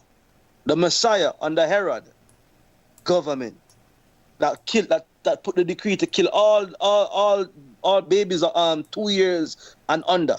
That was a government operation. Mm-hmm. Okay, coming out of excuse me, right? Slavery. Okay, government operation. Okay, that's sanctioning. So why is it now that people believe that government is going to come with anything good? Government, chemtrail, the atmosphere. For those people who don't know, they pump heavy metals into the atmosphere so they can use weather warfare. Fluoride in your water, government. Okay? Bad medicine, pharmacare, witchcraft, that kills you, not cure you, government. Okay? The World Trade Center blowing up to invade the Middle East, government. All right? And I know I'm missing out enough right now, right?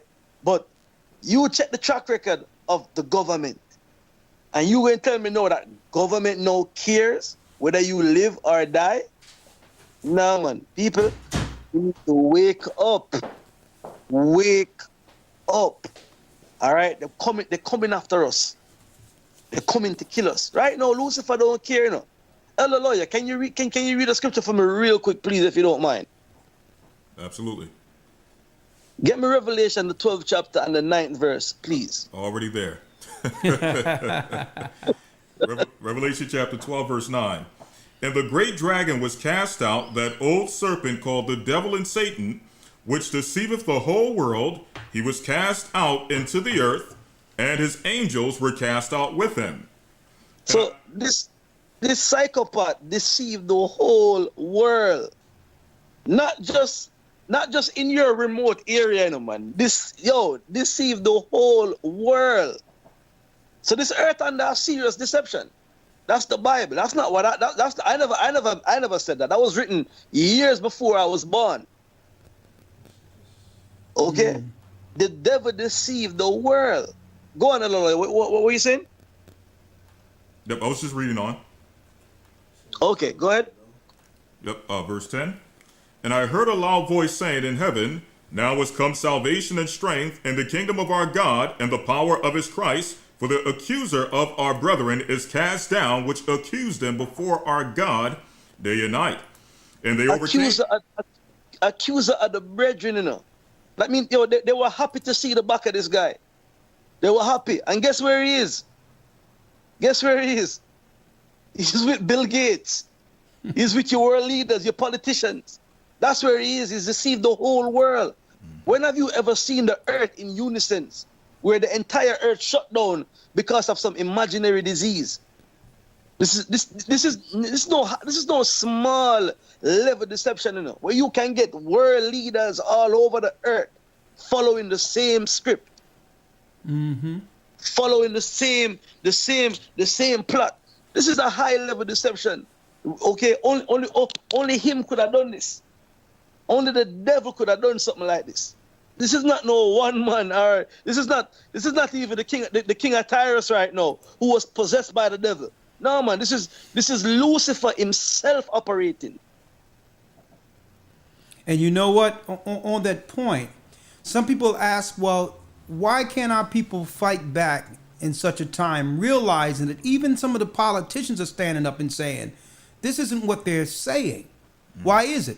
Well, for years, brothers and sisters, for years, what the international banks have been doing, they've been destroying the currency of these countries to where all of these countries are dependent on foreign aid to survive. So they had to control the money first and then align themselves with politicians, you know, who are just in position and just greedy, like the Bible put greedy dogs in position. So if you do that and make it where the country cannot thrive outside of the financial aid, then now these same countries, folks, are at the behest of the world banks and the world governments. There's like, if you don't do this, that's okay. We shut everything down, and the only money that could keep your country going would be the subsidies under the COVID initiative. If you don't want to deal with it, then just starve out. We'll starve your people out. We'll cut them out of the economy. This is how they were able to do it. So people are more afraid of that than a cold. This is how they're able to handcuff the politicians and those in high positions. How many years have we been hearing, Elder Lawya, every other, when Shapat in the academy was bringing out, even during the Obama administration, Gaja, where they were threatening to shut down the government. Over and over again, they would just threat, well, we may have to shut down the government for a few months. And from one city, we've been hearing this over and over again and didn't realize what it was. Under COVID, we understand what they were threatening. And Elder, check this. Yeah. Muammar Gaddafi, no World Bank. What happened? Terrorists, they had to kill him. Hugo Chavez, Venezuela, no World Bank. Yeah. So all of these politicians that they couldn't and government leaders that wasn't gonna bite, they went after them. The next one that they're looking at right now is Iran. There's no World Bank in Iran. Iran not buying into what he's selling. The Bible tells you that you can't bribe him with silver or gold. You with me? So all of these, everything that you're saying right now, the countries that they can take down with the fear of money or the fear of buying into them into their plan, they're looking to annihilate. All of the world leaders took the bribe. Everybody took the bag. From the Caribbean, go right back into Africa, took the bag.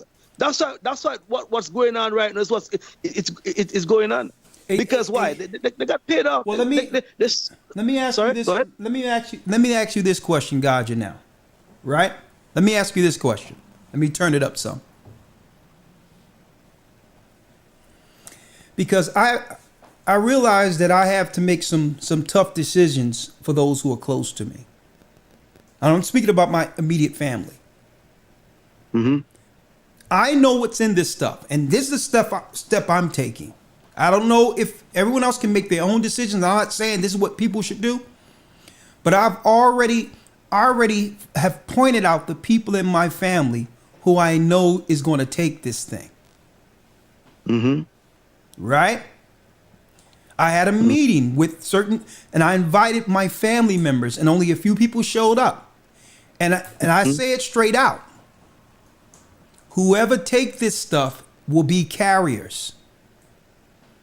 And you're not going to compromise my work in Christ and scream out to me about coming to try to get you in an infected environment now that the government has the right to shut your house down, because whatever's going on, if they're shooting you with this, you're getting the viral strain of what they claim is out there. It will no longer be just imaginary. You will be a carrier of this crazy stuff that we've seen in Wuhan.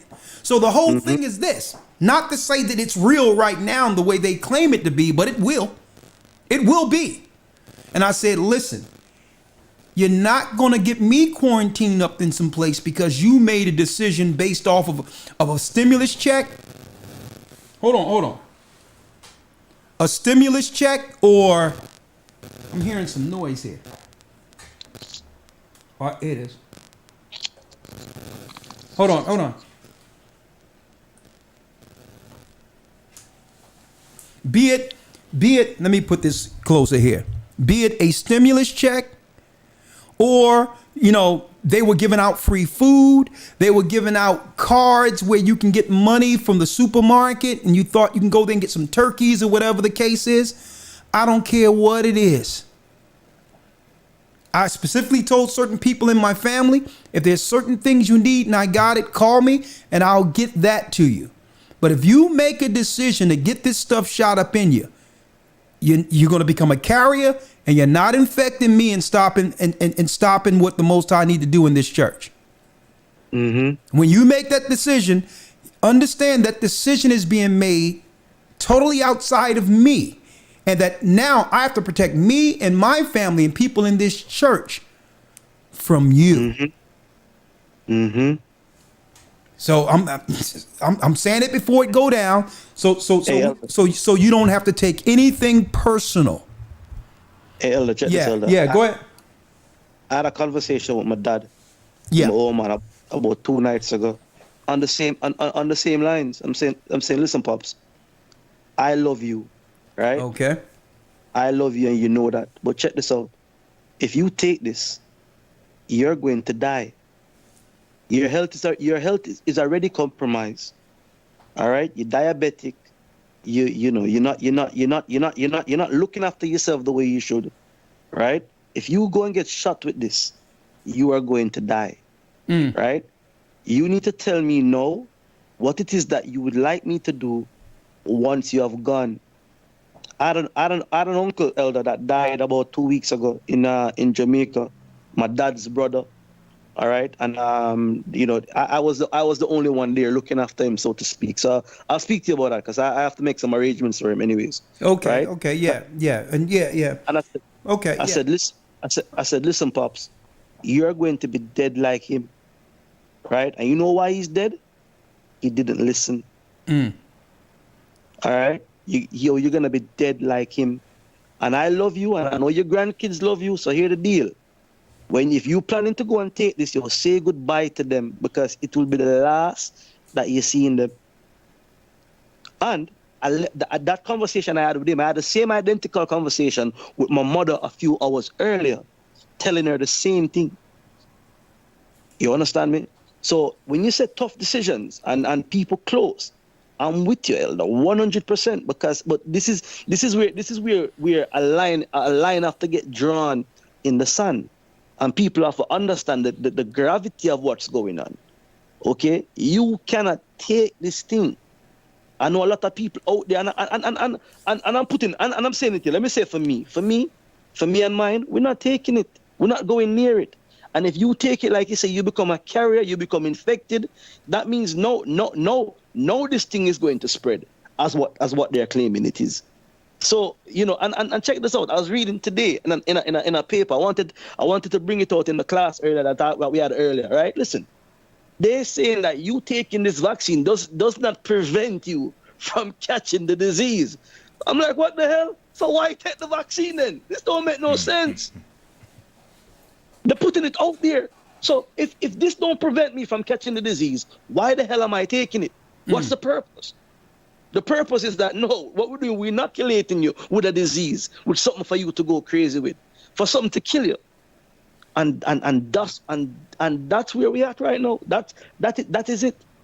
I told my pops, I told him, I sat with him, I looked in his eyes and said, oh, listen, man, you're going to die now.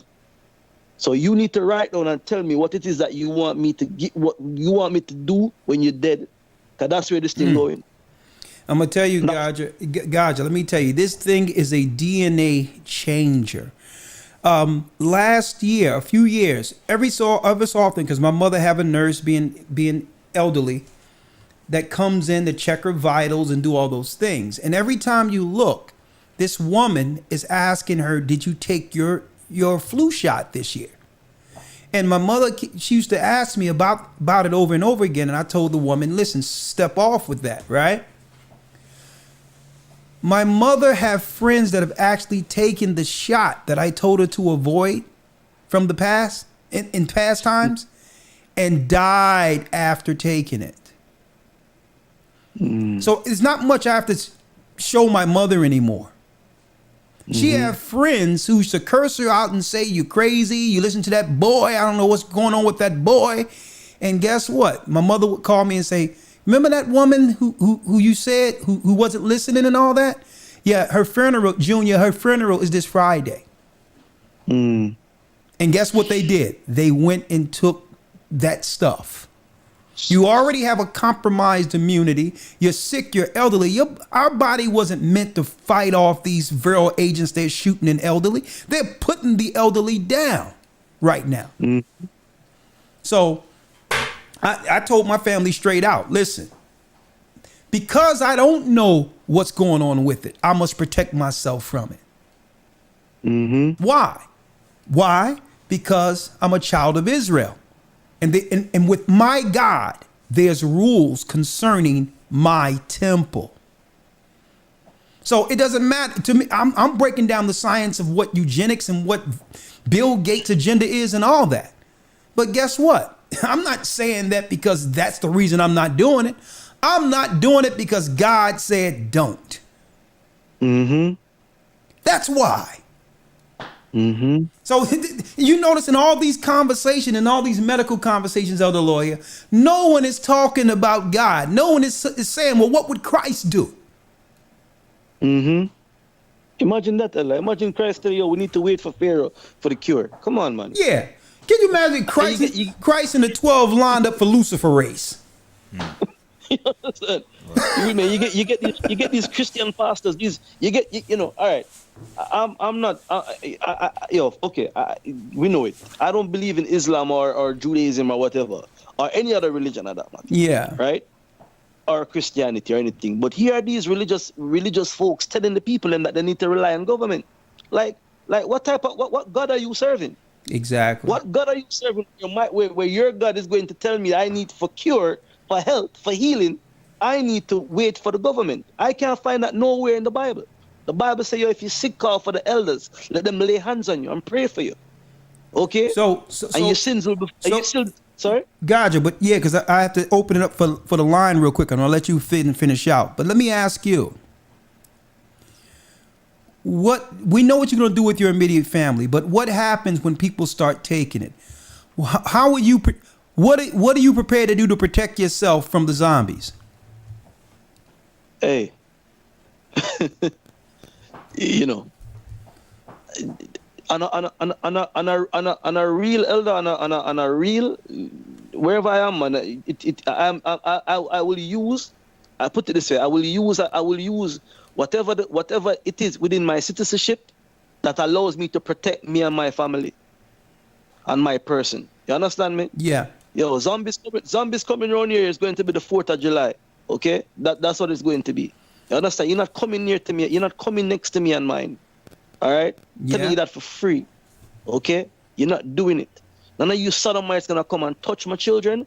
None of you gonna come here and try and shoot nothing up into them to kill them. It's not happening. I'm sorry. It's not happening. All right?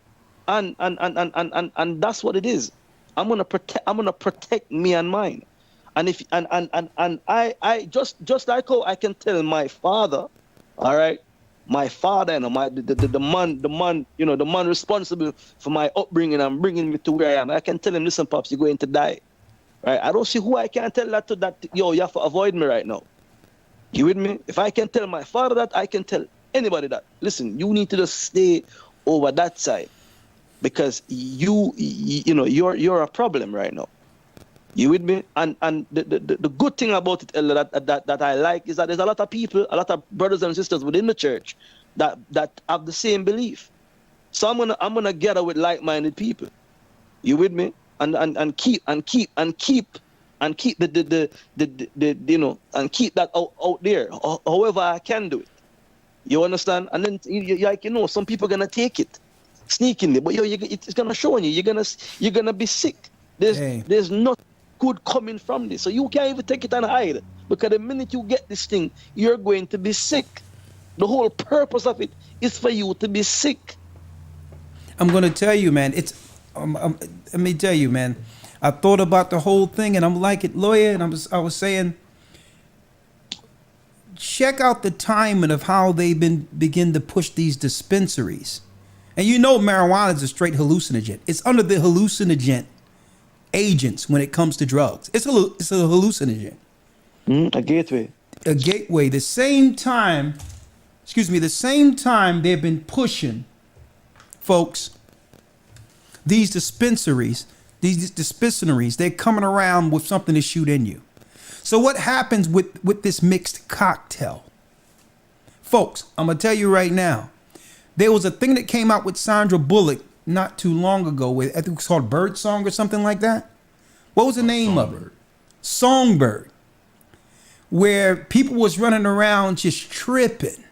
There was something out in the air that no one can identify, but it turned the people against each other and all that. I'm telling you, man, they've been showing you through The Walking Dead. And that's a different one. Yeah, the one where she was driving around and her sisters, they look at someone and then it's called Bird Box. It's Bird. I think it's a new one coming called Bird Song now, or Songbird. Yeah, that's the new one. But the old one was Bird Box. Yeah. Yep. It was Bird Box, where whatever was going around, they didn't identify what it was, but once you had it, it was over. It was like you were destined. It was like suicide. And I'm like, yo, it was unseen, but it had an effect. And I'm looking at what's going on right now. And I'm like, can't you see that we've been actually pulled in to La La Land? We've been pulled. There's no need to go to Hollywood. We've been pulled. This is the production. And the world stage and all its citizens are the actors, folks. Here we are. They're talking about making all drugs legal. They have dispensaries all around our place for hallucinogens. And then on top of that, they're looking to shoot something that's going to have a cocktail that will totally just release something that this world have never seen, that's in people. And I'm going to tell you right out, hey, we have to, and see, the dividing line is the word. Because Satan, those that belong to Satan, he's taking them. And the line is being drawn. All those that acquiesce to the beast and choose to follow everything they're saying and take this stuff, they're being aligned on the other side as enemies of God and all those who believe in him. And it will be war on the streets because of it. And hey, I can love you and all that, but who knows what you'll become with this thing. Yeah, man, you won't be you no more. Right? Yeah. The person you love is gone. You get me? That's what we went into.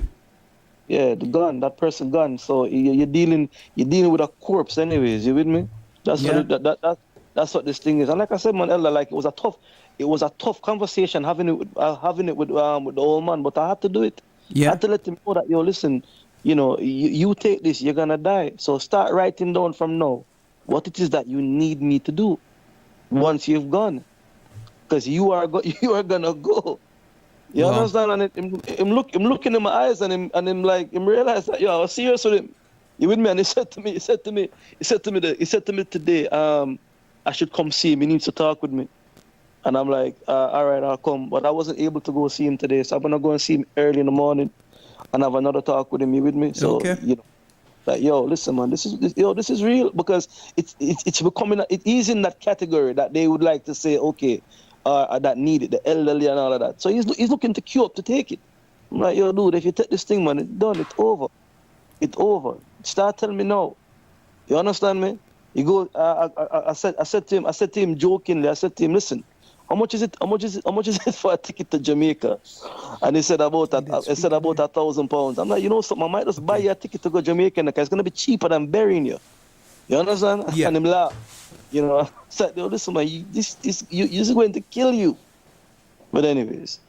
Okay. Well, Gaj, I really appreciate it, brother. And hey, the spiritual war is real. God. The spiritual war is real, and we're in it now. And that strong delusion, we talked about that strong delusion that they should believe a lie. And by believing the lie, which is the Satan's religion on earth, these are people that's going to be susceptible to this suicide serum. And I'm going to tell you, hey, folks, I'm going to tell you right now, it's going to be people. I'm going to tell you, we're going to have. Matter of fact, you know what? We're going to have. We're going to have a special scenario. Elders and family, we're going to come together and look at this new thing on COVID, this event. I want to see what it's called. Songbird. Yeah, it's a new one that's coming. Yeah. We need to sit down and really break the codes on what because you know they're going to roll out everything they planning to do in this next event. Yeah. All right. Can you plug that in? Oh yeah. Go ahead. Yeah, just I got the news today about the sister from Bishop Amat. You know, so my condolences out to the family. You know. Oh yeah, yeah. Sister Paula, she she's with the Father, and you know, we sat and we talked, and hey, it was devastating. I heard it last night, but we discussed it and say, you know what, we're gonna send her out like the mother and the queen she is. Totally, Sister Paula of Philadelphia, loving. Yeah, man. She never asked anyone for anyone. She only helped. Her hospitable, cooked. And I'm like, look, just like in the book of Jasher, the Most High, even during the time of Methuselah, the Most High called certain people home. And the people he called home, he didn't want to deal with the pearls to come. There's certain people and she was asleep. She went to sleep, and the angels came and got her. It was no pain, no nothing. She was asleep next to her husband, and the Most High took her. And you know what? I'm like, you know what? We're not mourning this. The church, we're going to all come together and we're going to have on all white. And we're going to we're going to lay her to rest.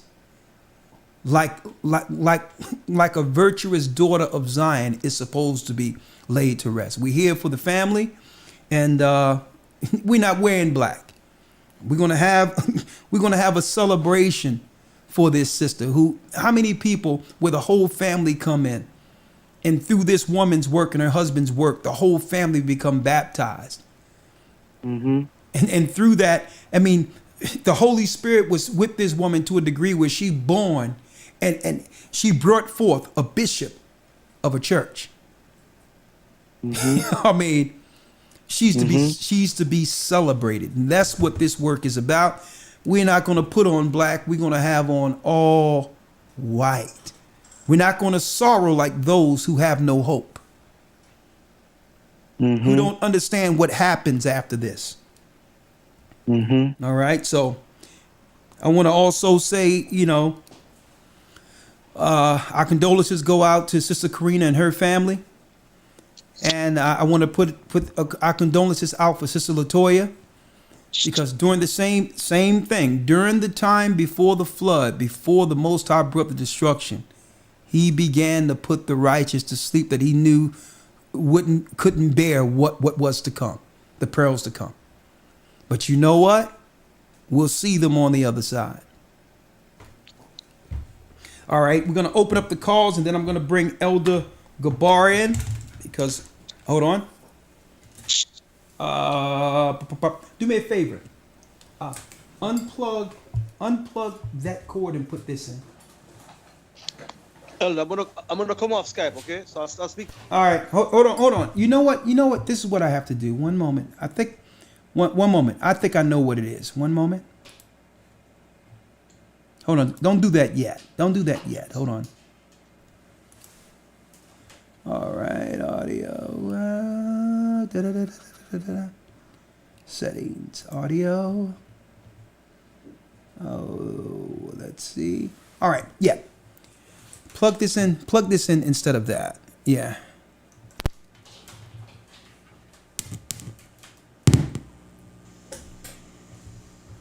Okay, God, just say something. Shalom. Hear me? Okay, that's even better. That's way better. Yeah. All right. So I'm going to pull in some calls, and I'm going to pull in Elder Gabar. Hold tight. And what are you prepared to do? Watch out for the boule. Watch out for Satan's children. Chocolate covered. Antiochus Epiphanes. Hellenist from hell. All right. I'm going to move you real quick, Gaja. What are you prepared to do? Let's go down the calls real quick. Let's go through 515-605-9327. Just give us your, the floor is yours. We're going to start off with the 614 area code. Sunshine, I see you. We'll save you for a minute. Just hold tight. We're going to go down the line. 614 area code. Hello? Shalom, you're live with the Gathering of Christ Church. Shalom. Hi. I just wanted to say that I'm an RN. I work here in Columbus, Ohio, and I just got out of the hospitals. I don't work in the hospitals anymore. And I've been in the truth for about, probably about 6 years. I don't push any vaccines. I just wanted to just relay something. This new vaccine that they have out, it will change your DNA because it's made with the mRNA, which is the messenger ribonucleic acid. So it will mess with our DNA. The CDC says it won't, but it will. It also is going to be derived with porcine, which is a pork gelatin. So I just wanted all our people to know that, and to please, if you do anything, just meditate on Psalms 91, because that keeps me very, very grounded, and it keeps me comforted because of what's about to come. We're going to need to be under the Most High, period. And that's really all I have to say, elders. Shalom. Shalom, sister. You said that you was once a part of the healthcare field. So did you found another line? Yes. You found another line of work. What are you doing to supplement, the income you're losing? Well, I'm still a nurse, but I'm just doing case management. I'm just not in the hospitals pushing vaccines and doing all this crazy stuff that they were doing in the hospitals. Because I work for OSU, which is, the Ohio State University. And let me tell you, I've seen some things, and it just turned me off from being a nurse, having us push these vaccines and pushing all this stuff to these people, and people dying left and right. I just couldn't live with myself doing it anymore. So I'm on a case management where I'm basically managing people's cases, managing their health care and guiding them in the right directions as far as what they should do, as far as keeping healthy. Well, sister, last question, then you can answer it quick before we go to the next call. Let me ask you, because you seem to know exactly what these things are doing. Do you believe that our people who are in the healthcare field know the dangers of these things? Of the harm that some of these vaccines and others that have done? You think they know? Because I found out that some of these nurses, when they go to do that morphine drip in the hospitals, they know that it's putting they know that these morphine drips are actually putting people down like dogs. But they'll go and just put the morphine in the drip like it's saline. So do you think our people know that it's causing harm and death to our people? You think they know this? Yes, they do. And the thing about it is, that's what the problem is because there is an oath. There's a oath that we are to take, that we are not to do harm. Mm-hmm. And that's exactly what they're doing. And that's why I don't mess around in the hospitals anymore, because yes, they do know what they're doing, because we've even talked about it, some of us nurses, and how wrong things are and how they're pushing this and how they're pushing that. They keep those people heavily sedated when they intubate them because they don't want them to bust the machine. So they keep them heavily sedated, and that's what's really killing them. So there you have it. Thank you, sister. Bless you. It's good. It's good to have people like you as a part of the family. Thank you. Bless you. Because another thing that's going to come in handy is, even when this stuff break down, we're going to have people, who went into the healthcare field to actually help people. Yeah. Helping us. Exactly. And it's always good to have those testimonies as well, because I'm pretty sure there's other brothers and sisters who are in those fields. They're trying to figure out, what am I going to do? But to have these testimonies kind of give people options to understand that there are alternatives and there are options, even if you're in that field, to try to avoid things as much as you can. Yeah, but thank you, sister. We needed that information. Helpful. 205 area code. 205 then 314. Shalom, I have 2 quick points. Okay, your name and location?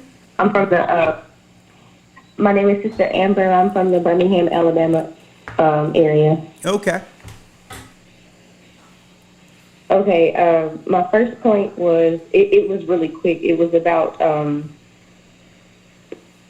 how my parents, they actually took the test.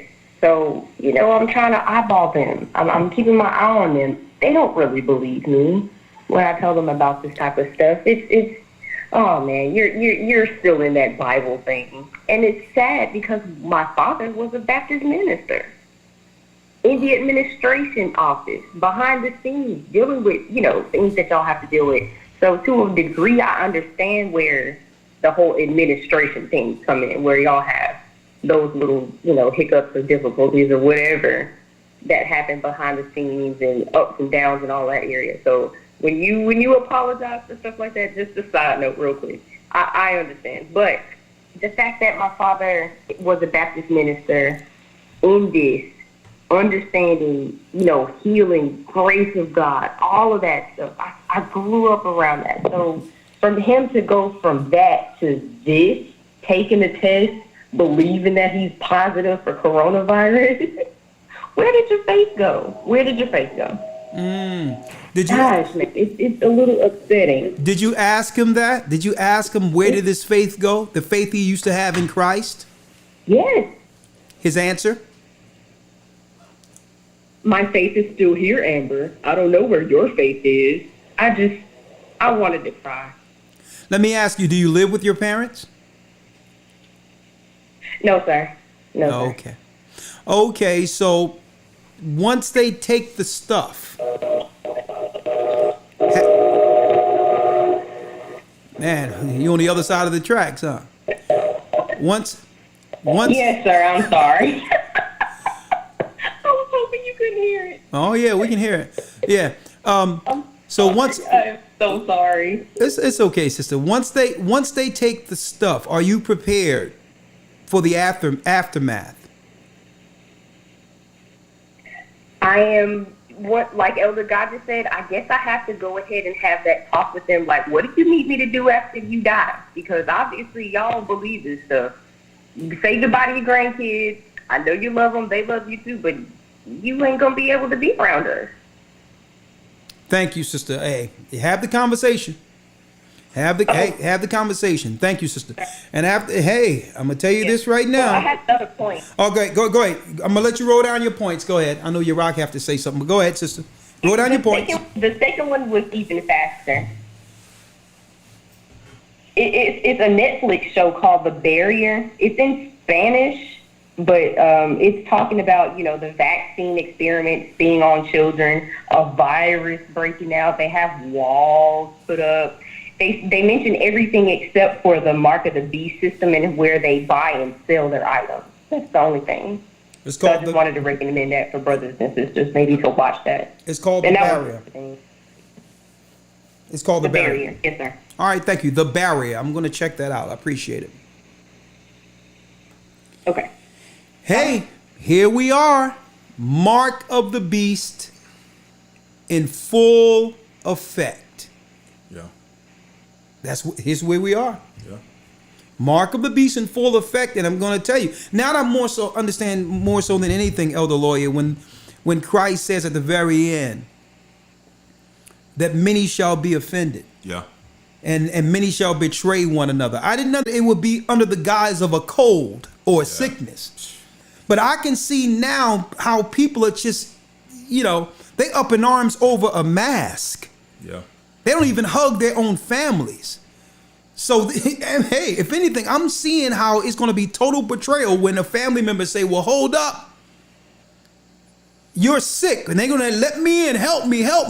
And it's because that Bible stuff you're dealing with, you're going to reject me and I'm your family. And you howling out the window, stay away from me. Mm. If you come in here, they're going to destroy, they're going to take all of us. Mm. And then they'd be like, if you don't let me in, I'm going to call them. They're going to take us all anyway.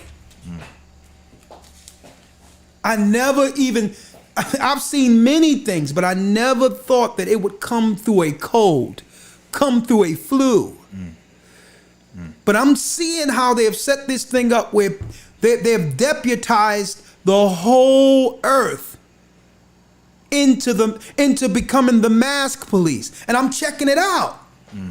Well, you don't even trust. You have a brand new baby that was born and no one want to hug the baby. You don't know the ill effects of keeping a baby away from people for 8 months where they're not used to dealing with people. That's MK Ultra. Your children are growing up to be controlled by the state. There was a story I heard about someone who had a baby under COVID, and 8 months she came around other people and it scared the bejesus out of her because she didn't know what it was to be amongst people. And she didn't even know what faces looked like because everyone had a mask. So she think it's normal. Babies being born in this world thinking it's normal not to see the expressions of people. Folks, that's MK Ultra. Babies are growing up in this environment believing that not seeing the expressions of faces is normal. It's go ahead, Elder Lawya. Yes, sir. Just one quick point. You made you stated that out of all things that they would use as a means of locking down the earth and really bringing a mark of the beast system, the last thing you would have thought was a cold or a sickness. Yeah. But now that you think about it, it kind of makes sense because check this out. This is Mark 16, verse 16. Yeah. He that believeth and is baptized shall be saved, but he that believeth not shall be damned. And these signs shall follow them that believe in my name. They shall cast out devils. They shall speak with new tongues. They shall take up serpents. And if they drink any deadly thing, it shall not hurt them. They shall lay hands on the sick. And they shall recover. So it makes sense that Satan will create a system in which people for healing would trust in his system opposed to trusting in the healing that Christ set forward. So now when these situations come up where people get sick, they're not trusting in prayer and laying on of hands. They're trusting on vaccines. They're trusting on going to the hospital and so on and so forth. So it makes sense that Satan would set up this system through a code, a sickness. Man. Let me tell you, that has been their skeleton key for a long time. Even the common cold was created in a laboratory. I remember when this homeless person told me that they pay him extra money, and what he would do in this insane, it was an insane asylum right off Roosevelt Boulevard. And they would go there and they would pay him money. They would shoot him with something in his in his arm, and it would give him a cold. And they paid him money to go on the subways and give him a trail pass on the subways and a Metro card on the subways to ride the subways all day. He was like, because they would give me food, so I would go and get shot, and they would give me a trail pass to just ride the subways. This is how they've been spreading colds and stuff, using homeless people. Folks, I'm going to tell you, they've been planning this for a long, long time. But that was an excellent point you made, though. About the fact that they're going to go to the elders and be healed of sickness. Okay. Now, let me make it clear. We're not saying altogether that we're going to be separated from people and we don't want to help people. But there's going to be people who've made choices based on immoral lifestyles and all that. That's going to just be taken to a degree in which if they come amongst us, they'll compromise everything. You must be able to decipher who's who. There's going to be people who are going to need our help, who didn't know any better, who isn't compromised. And we'll have scenarios set up for those people. So it still won't be to the detriment of... but it's still... Exactly, but it won't be to the detriment of those who are healed, who are well. So, hey, let's go. Like I said, babies are growing up, walking around with their parents. Their parents are, imagine, it's one thing to be scared of certain things at a certain age when you're about to go to school and your mother's saying, well, you can't do this and don't do that. And be careful. Make sure you wait for green to walk across the street. But you're used to the regular societal, freedoms in relating to people in a normal society, family, friends. You already have built a social trust circle from birth. But what happens when you come from birth and everyone is wearing masks and your mother saying, don't touch, don't go. And now everything, you fear everything, folks. Again, this is what they do in MK Ultra. To make controlled psychological nut jobs controlled by the state. This is what they do.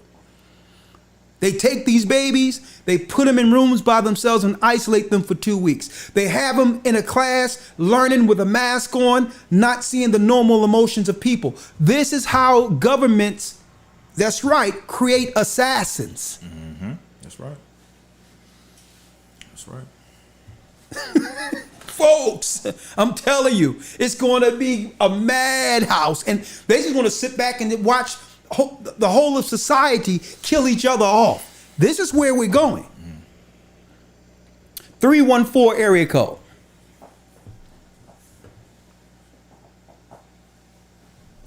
Shalom, 314, you're live.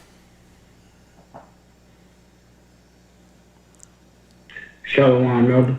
Shalom, name, location, bring it. My name is Trey from St. Louis. Talk to us. And I just wanted to read a quick precept. Come on, read it. Jeremiah 30, 10 through 14. Therefore, fear thou not, O my servant Jacob, saith the Lord, neither be dismayed, O Israel. For lo, I will save thee from afar, and thy seed from the land of their captivity. And Jacob shall return, and shall be in rest, and be quiet, and none shall make him afraid. For I am with thee, said the Lord, to save thee. Though I make a full end of all nations with thee, I have scattered thee, Yet will I not make a full end of thee, but I will correct thee in measure, and will not leave thee altogether unpunished. For thus said the Most High, thy bruise is incurable, and thy wound is grievous. There is none to plead thy cause, that thou mayest be bound up. Thou hast no healing medicines. Verse 14, all thy lovers have forgotten thee. They seek thee not, for I have wounded thee with the wound of an enemy, with the chastisement of a cruel one, for the multitude of thine iniquity, because thy sins were increased. Thank you, brother.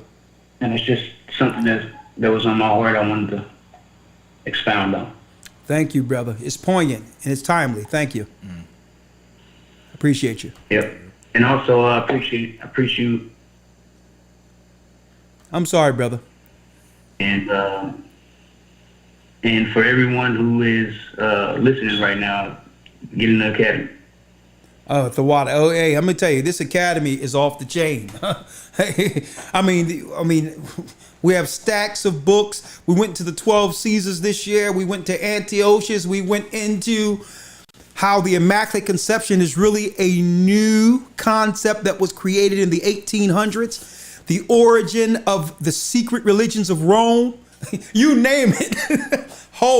And their gods who they serve. We're going to be going into the Battle of Armageddon and the judgment of the gods. Folks, they've always been here. Since Adam's fall, they have been here. They're the controllers and powers of all government.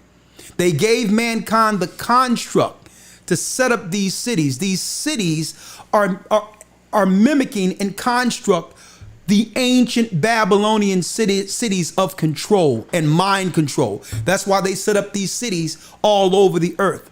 We're supposed to have free reign all over the earth, not condensed in these cities. These cities that's right, the same cities that were set up under Cain as a point of control, that Satan could use the people who have now moved under Satan's immoral system as weapons against mankind.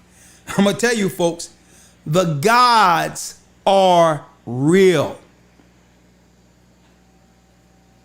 They're the lords over every political system in place. And we're going to be going into that. Wait, week 10 now?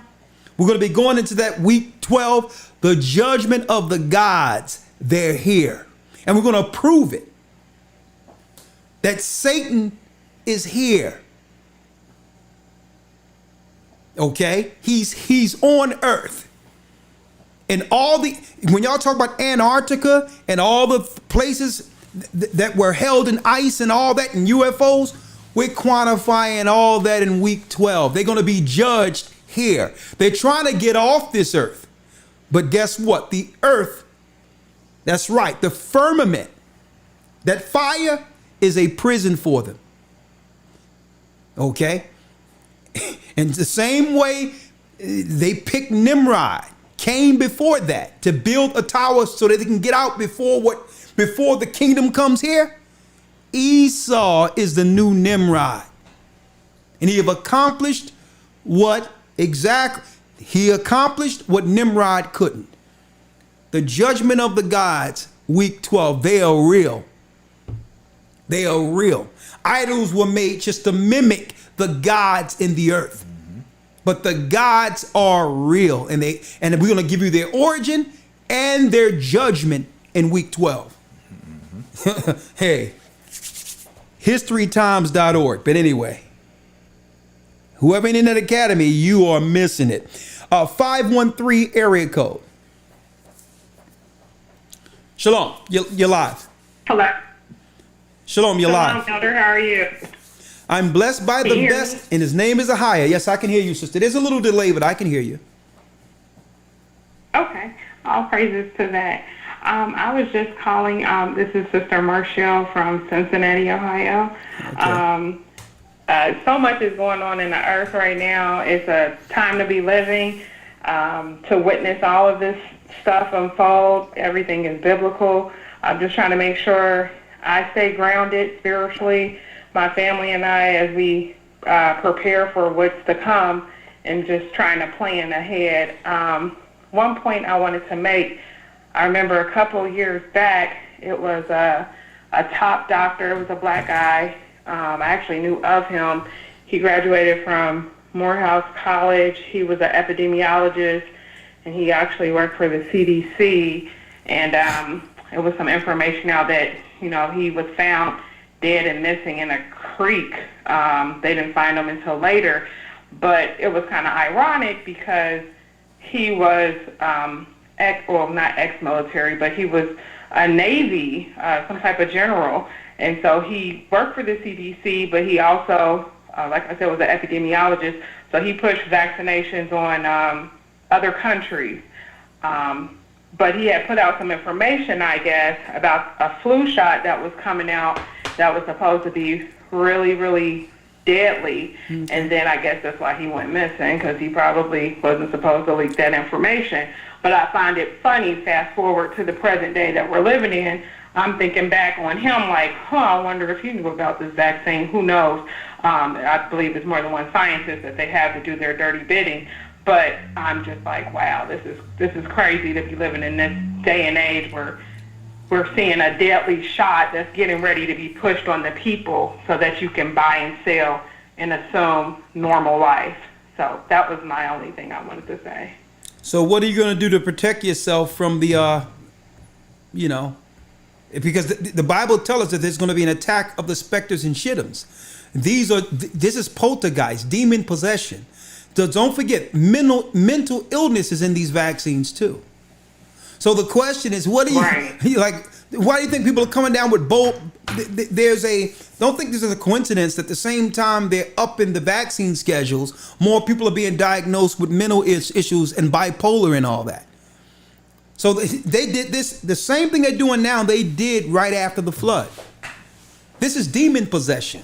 Right. So the question is, what are you doing? What are you prepared to do to protect yourself from the zombies?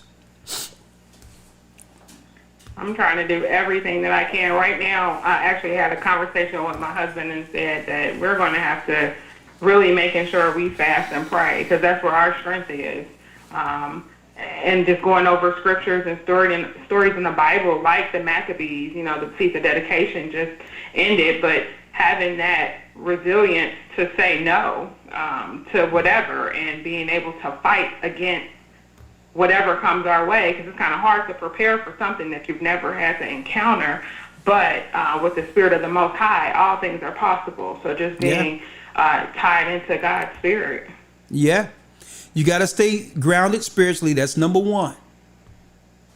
Okay. But understand that what's deep is the Most High of not only just, we weren't born in just a spiritual war, but you're going to have to be able to protect yourself physically. Right. They're going to wind these nut jobs up. Okay. I mean, you see what they did during the looting and all that. These are triggers where they can tell people, okay, Negroes and crazy white people, libtards, go bust something up, and they'll just get triggered and start busting stuff up and breaking windows and all that. And then they'll say, okay, the election is over. Y'all can go back and just go to Starbucks, and they'll be sitting there in Starbucks with their latte like nothing happened.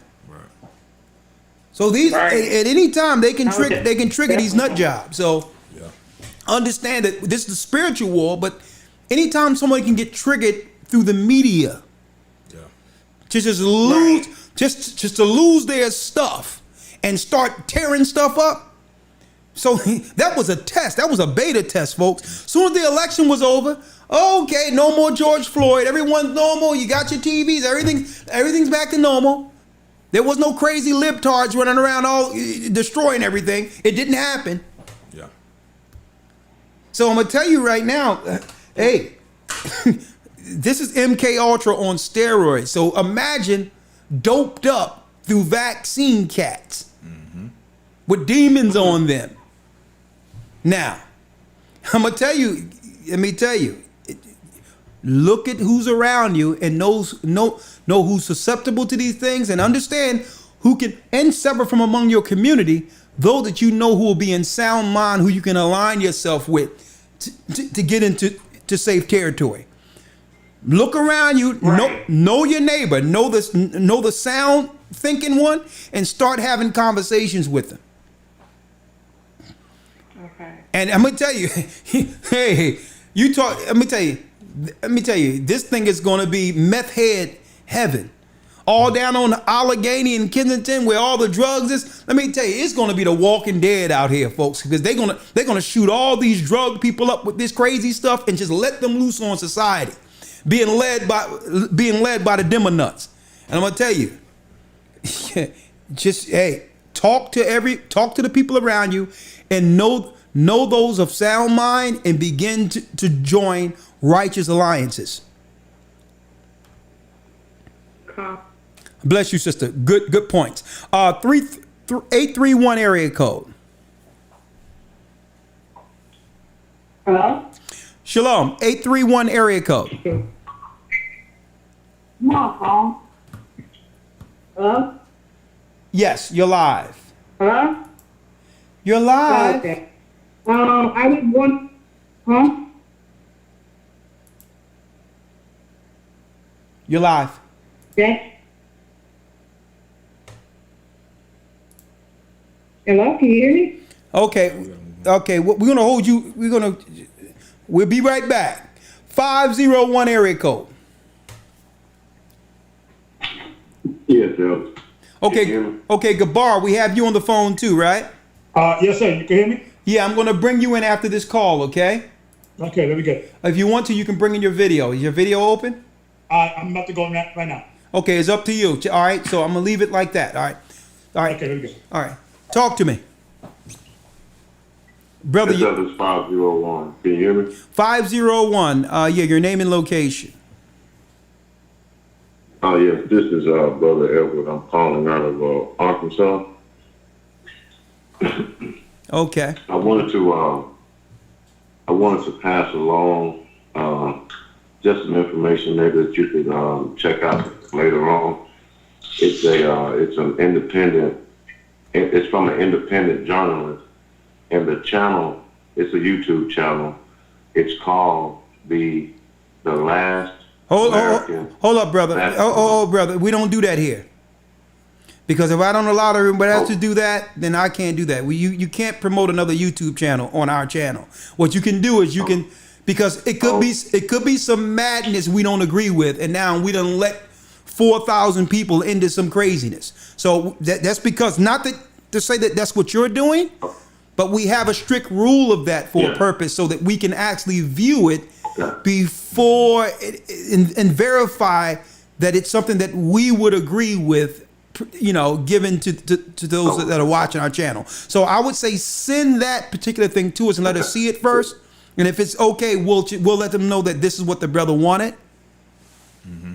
Okay. So if there's anything, if you want to say something outside of that, if you got a point based on what you viewed there, you can state that.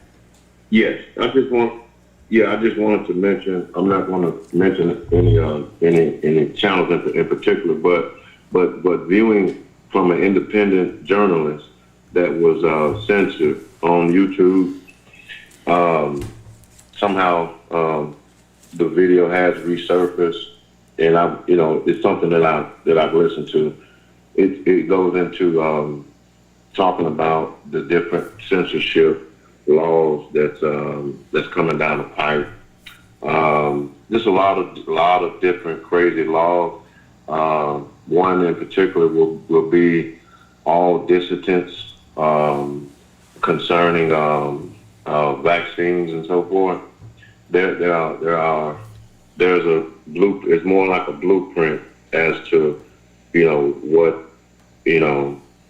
what they're giving us, and it's some pretty serious stuff, and it just lines up with a lot of the things that I've learned from watching you over the years, and it's like, just something to be, caution of as to these laws that they're going to pass some laws that they're going to allow minors to be able to take this and everything. So it's definitely that's the lowest that I think that they could go as far as having children without the consent of their parents to be able to take this. Okay. Well, do me a favor, brother. Send that to gatheringasone@AOL.com. I think I know what you're talking about. It's kind of an old, look like it's near the early 2000s, where this one guy was just being interviewed by another guy and he was just talking about the Rockefeller papers and going down each step that they plan to do. And it's eerily, it's it's eerily playing out as we speak. But it was something he was just reading the Rockefeller papers, and it's rolling out today, just like it was like a script. I don't know if you're talking about that, but if so, if you're talking about that, do me a favor, because they did censor that. So if you found it resurfaced, if you're speaking of that in particular, send that link to gatheringasone@AOL.com, and I'll share it with the family here on our station on this next Wednesday. Okay, I really appreciate that. Okay. Okay. All right. Shalom, man. Shalom. And I'm going to say this too, brothers and sisters. It's upon you we thank you for all your support. You can see the Cash App is there. We appreciate it if y'all can support, because there's a lot we have to do, and getting food ready, doing certain things for planning and all that, so that, especially when it comes to the family and the church and others, where in certain circumstances we'll be able to produce even when things go down. Okay? So the whole thing is, hey, whatever we're getting now, we have to turn into something tangible that we can utilize once the system falls. And that's what it's all about. Okay. It allows us to get to other areas, set up churches, to continue to gather and do what we need to do in the work, so that we can make a safe haven for those who don't have a place in their respective areas. These are the things we're working behind the scenes with. So you have the Cash App there. The top one is for if you strictly are just trying to support the elders, who are dealing with the broadcast. If it's strictly the broadcast, and then that goes to the top one. If you are a member of the church and don't have a gathering in your particular area and would like to support your tithes and offerings, and you don't have a place because you're in a church that we had to stop for a minute, then guess what? You can go to that one at the bottom of the Cash App, strictly if you are a member of the church. But if these broadcasts have helped you and you want to keep the broadcast going so that we can get other equipment and get to you and do what we need to do as elders, the top one is the one you would send to. Okay. So, and I want to thank those who've already, who continually support, and that's $GOCC 144 donate. If you want to further donate outside of that, you can go to gatheringofchrist.org under donate, and it'll show you exactly how you can do it if you don't have Cash App, PayPal, whatever the case is. And we will put the money to good use to help continue and spread the word, and to make sure eventually we'll have a place where you can have access to come within the body. And all of this takes money. Okay. 144. All right. All right. So it's $GOCC 144 donate. Okay. So Gabar just came in. I need to give him his time. So let me bring Gabar in. One moment. Let's see here. Okay, let's put these guys down here. Yeah, Young Thug said Slim Thug. Say he gonna listen. Bill Gates is a good guy. Don't worry about it. Just where you want. Put the vaccine anywhere you want. Slim Thug. Yeah. So listen to him. Listen to him if you want. All right. Let me bring Elder Gabar in. One moment, Gabar. I'm looking for you now. One moment. Okay. 1 second. All right. Somewhere it says Shabbat. Do you see it? Oh, it's right here.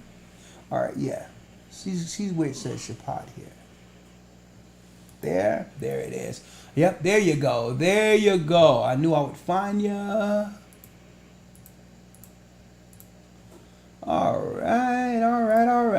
there you go. Elder Gabar, what you got? Talk to us. Shalom, elders. If I'm coming in clear? You're coming in loud and clear. Talk to us. All right, all praise to the Most High. So I just want to come in real quick. I know we're covering many things, so I want to just make some announcements and make some some news, some things coming down the pipe in regard to the East Coast and just also worldwide. In regards to the I Am Apparel, people been asking when we're going to come back.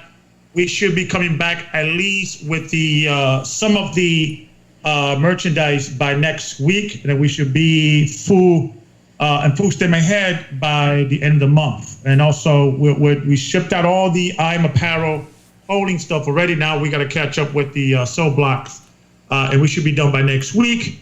And then, of course, we're going to be stocking some more up before we open up the shop. So the clothing line will be probably up by next week, or some of it full by the end of the month. And then the cell block should be up and ready by I will say within 3 weeks. Most likely within 2 to 3 weeks if we, of course, we had a death in the church, and, Elder Bishop Ahmad's mother passed, and of course that kind of set us back because it was a blow.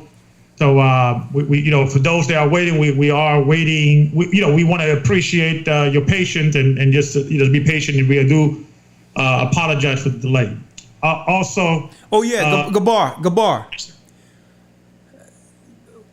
Our Wednesdays program is going to be good because it's going to have more so a theme to it. Yes, sir. And I wanted to give you some insight because we're going to talk about it. Next Wednesday's program is going to be breaking free from the matrix. Yes, sir. How do we unplug? And how do we unplug and deal with the withdrawals of unplugging? Because if we don't begin to acclimate ourselves now from the system, unplugging from the matrix is going to be our Wednesday's broadcast. How do we spiritually begin to detach so that when it's time, it'll be simple. We can walk away without regret. Okay. Amen to that. So, yeah. Okay. Amen. So AC is going to put that up. How to unplug from the matrix. Unplugging is going to be called unplugging from the matrix. And instead of trying to do it, we're going to be right here in front of you where the production is already set up. I mean, this is where we're going to be next week. So if it be the Lord's will, but go ahead. Well, amen to that. And I also want to just let people know that the I Am Fit podcast is up and running. Okay. So please, subscribe to I Am Fit podcast. We talk about different subject matters, of course, how to be fit. We have Brother LaSalle and Brother Boston going to physical fitness. These guys are, ex-football players, personal trainers, got all the credentials. So check out that episode. Also, the last episode, we went into with Brother Reggie, who is a police officer, but he does, I believe, a large portion of meat that he eats. It comes from hunting. He hunts his own food. So we talked about that. Dealing with how to unplug from the matrix. So check out that show, I Am Fit podcast. And also we have a competition. If you see it's actually the title of the show is Get Your Free T-shirts. So it goes into the competition. Those that are fit, so check it out. And then if you want to get your free T-shirt and things of that nature, go check out the show. It's the second to last show to get all the details and things of that nature. So I also want to just go into in the conversation you guys were having in regards of what's coming down the pipe and how to defend yourself. Yeah. One thing that always works for me, is using their lingo against them. And, I would say, well, I'm a libertarian. I'm saying, listen, if you want to take the vaccination, you have full authority of your body. You're a sovereign human being. I'm a sovereign human being. I don't believe the government should enforce vaccination on anybody. I'm not against vaccine. If you want to take vaccine, knock yourself out. But I'm against mandated vaccine. And when you start using these lingo, right, it take a pause because that's part of their pages, and things of that nature. Sometimes I don't go into the Christian thing, or I don't go into, they're going to kill you and things of that nature. All that is true. sometimes I say, listen, I believe I'm a sovereign human being. I believe that I should be the only one to have the right to put something in my body. If a woman has the right to execute a child in her belly, and she has that right, abortion, it's America. The Supreme Court already passed that law. It's a reality. In the same premise, I should have that same right to say, you know what, I want to take the risk. I'm not taking it. And if you don't want to take the risk, you can put on the face mask, you can put on the gloves, you can put on the, take all the vaccination, take it twice to make sure. But I think if you start using those lingos, it just backs away, because I think America has sealed themselves in a ditch. And now they're talking about freedom, rights, and now they're going into a territory that they can say, wait a minute, we can't force people with something that kills less than car accidents, than drowning, than suicide every year, alcoholism, cigarettes. We can't start now mandating people with something that it kills less people than car accidents and things of that nature. So I think those are things also you could use as your arsenal to keep people away from you in regards of arguing whether it's good or bad. I'm not arguing whether it's good or bad. I'm arguing everybody should have the right to decide what puts in their body. Not you, Elder. Hey, my body, my choice. Amen. That's right. You know what? That's a t-shirt right there. That's a t-shirt right there. It's coming soon. I'm apparel. My body, yeah. My body, my choice. Yes, and have Satan's serum, a syringe with some green stuff in it, with around a circle with a line through it. Listen, amen. You can't. I'm on that now. My body, my choice. Calling PJ right now. He's gonna get on. Thank you, Elder Gabar. Poignant and efficient. I tell you, you came with the goods today, brother. I'm gonna tell you. Hey, man. I'm gonna tell you, there's some great elders, some great people working in the vineyard around the clock for this work to not only just to warn the people, but to enlighten and to feed the Most High's flock in this time of trouble. And guess what? Through the Spirit of the Most High, the church has become a beacon of light. It's become a way, an escape. And not just an escape, folks. It is also, this particular church, folks, have become a beacon for the Almighty, to give comfort and to secure the righteous in the times of the end. Okay, I don't know where I would be without this. Okay, and that's why I have to, especially with what's going on in the earth right now, with the Most High putting people, He's putting brothers and sisters to sleep, knowing there's some tough times coming. I'm grateful for all you do to help this work and to sustain it. And guess what? I'm grateful to have been chosen to actually do a work. What would we be doing if we didn't do this? That's right. Okay, I'm gonna tell you right now, I'm grateful. So and we can't take our time for granted, and we can't waste time. Time is almost up. It's time to repent, come back to the Most High, and get on the right side of the line, of this line. Because a line has been drawn in the sand and Satan is grabbing.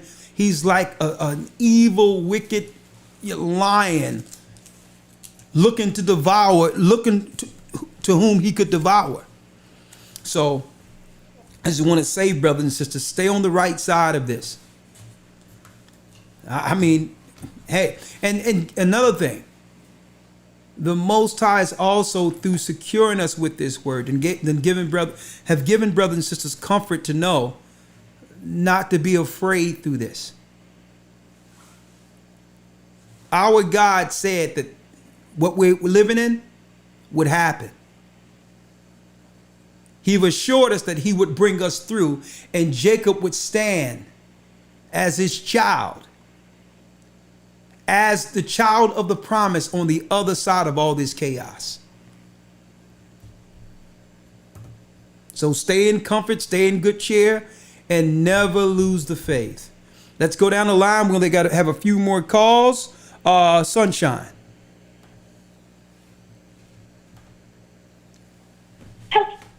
Hello? Come on. Let's go. Hi, Elder. Hi, Sean. Hi, Elder. Shalom, talk to us. Elders. Let's do it. Shalom, hi. All right. Elders, the thought that comes to mind is just diversion, just based on the videos that you showed, where and just in general, where the nations are working so hard to create these diversions so that we can't see, the tentacles that they're stretching out to destroy our people. Like you said, like from the top down, from the wicked fallen demons and spirits that bear rule to these like key or heads of Bozrah, Esau, really down to the rest of the nations, including those of us of Israel that sell out. It's like they're on one accord to keep us into this perpetual enslavement as God's people. So it's like, if we can't see the wicked at their rule or even their tricks, we would never be able to identify the man of sin, and the curses will continue in Israel because we remain in that state of confusion and continue to be vulnerable. And the thing is, when the selected of our people are deceitful, many of like the uninformed, like everybody's been talking about, we believe it. For instance, yesterday, this sister said that she heard that Obama would take the vaccine, and because he gave clearance to it, she said she'll take it too. And even when challenged that, Obama might not have the same thing in his vaccine as you would, she said, not my Obama, he wouldn't lie to us. So we have our people doing the same song and dance or pony show in front, like with the video that you showed, linking Trump to this decision not to have the vaccine. So it's like reverse psychology. Since our people are not, in droves for Trump, then they're going to go ahead and take that vaccine to not choose, Trump as an option. And the same thing with the whole media bit, where they're doing that reverse psychology because it's like if they don't believe in the media, then they're siding with Trump again. So it's just on and on, killing two birds or three birds, or many birds with one stone, to encourage the vaccine, the public trust in the media, and like you were saying and Elder Rawchaa was saying too, the hate of the herbs for healing. So they're essentially against the Most High, and they're just throwing everything into the mix. So if we believe that our communities, blacks and Hispanics, are infested or disease infested, then we're going to just buy right into everything. Even the way the host was speaking, like she was condescending him and choosing her and the slim thug. It's so disrespectful. It's like saying that our people declare to the world, the heads are saying our people are gullible, they're stupid, and they'll fall for anything. So it's like all Israel are not Israel, because they'll do anything, hurt one another, blood toucheth blood, and the same Israel of the past that were not Israel are the same that are doing it now, not Israel. But my last thought there, Elder, is that a promise is a promise, and through Abraham, Isaac, and Jacob, according to the flesh, and if we choose Christ as the remnant, that we'll be saved no matter what's going on here, because blessed are in our ears that we hear. And I'm just so grateful, and by grace we'll endure, being watchful, wise, harmless, and praying without ceasing, despite this troubling and confusing time. That's all I wanted to say, Elder. Thank you. That's all I wanted to say. Thank you. Bless you, sister. Great point. Shalom. Shalom. I'm going to place you on hold. Bless you. Bless you. Okay, bless you, Elder. Bless you. I'm going to tell you, she summed it up. I'm going to get one more call, a few more, 205 area code, then 831. Let me tell you this real quick. She summed it up because one thing she highlighted that we didn't really, what she brought to a crescendo. Yeah. Was the fact that we were talking about the boule spirit that was cultivated by the Greeks. Yeah. And if Antiochus Epiphanes could have came up with just 90 seconds, could have bottled the spirit of boule or a slave tool to use to keep us further enslaved, it would have been Barack Obama. And I'm glad she quantified that, because I ask black people all the time, what is this that endear you to this man who did nothing for you? Nothing. He've only done the only minority he have actually done anything for are gay people, and that's including white women who are gay and white men who are gay. So what has he ever done for black people? And you ask people that question, well, he was black. I'm like, that's the problem, because everyone out here that votes know that it's a business transaction except us. They understand when they put someone in the office, it's going to benefit tax breaks for their business. It's going to make it where their family can be able to carve out a piece of the pie to have their own grants for their businesses in the Chinese neighborhoods and the other neighborhoods. They don't vote just because someone looks like them or because they feel something personable about a person. We're the only people that vote, folks, without understanding that voting is a transaction. Barack Obama went into the White House worth only about $2 million. After being voted in, he's worth over $250 million. Okay? So that was a business deal. For him getting that position, it meant that he would embolden his life 200-fold. We're the only people that vote ceremonially, strictly for just to have some type of representation of black. It's more ceremonial for us than understanding that voting, the reason why voting was made is so that you can have a constituency in which that person would get in to represent you, and through that carve out the finances that's needed to protect and help that particular community. That's what voting was made for. It's a transaction. And we're the only person who come to the table with our emotions. I'm just saying, we're the only people that come to the table just to get our emotions stroked, or just to be recognized, or just happy that what the white liberals are recognizing we exist. That's just enough for us. And it's a shame.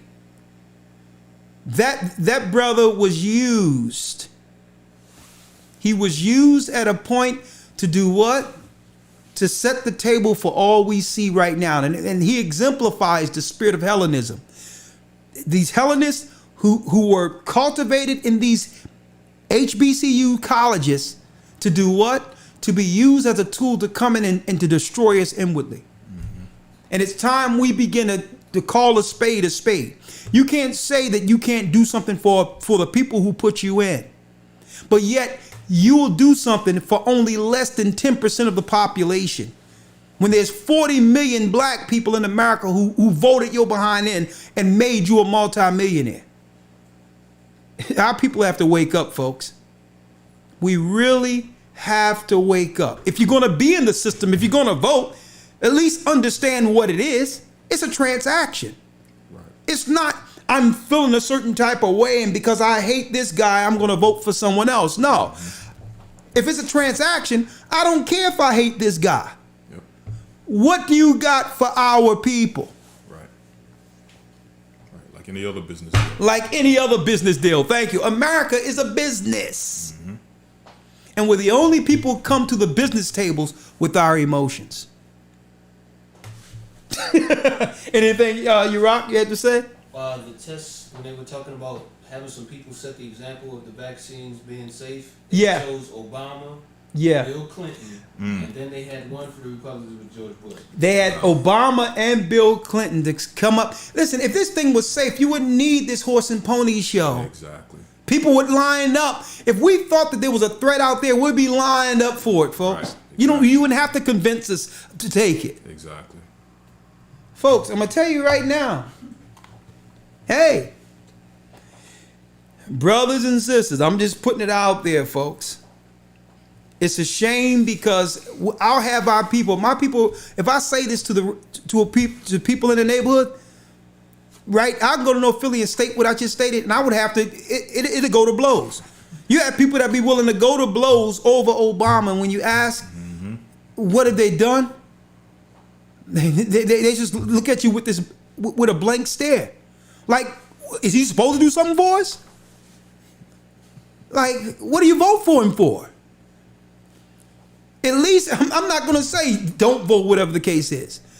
If that's your choice and you want to be politically aligned, but at least understand if you go into the game, go there with the eyes of everyone else who understand that it's a transaction. You're the only people that put people in position to be multi-millionaires to only get nothing in return.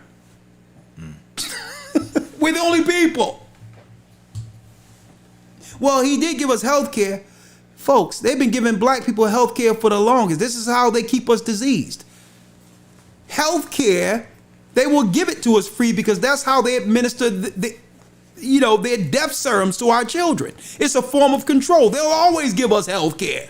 This is how they get access to killing our babies. We never had I need some health care problems. Wake up, folks. The enemy is at the door. He's at the door. Come back to the Most High, be baptized, and guess what? Lay all your sins, lay them down. Because our sins will be our accusers in that day. And it's going to be our immorality that leads us to the other side to where there'll be no choice but the beast. Here we are. Understand the enemy and align yourself spiritually and otherwise against it. Shalom. Stay prayed up and sin not, brothers and sisters. We will soon see Zion. I'm sorry I wasn't able to take the calls, but I will take calls this coming weekend. Shalom. Shalom. Great show. Great show. Praise the Most High. Here we go. Let's go out with a song here. Let's go.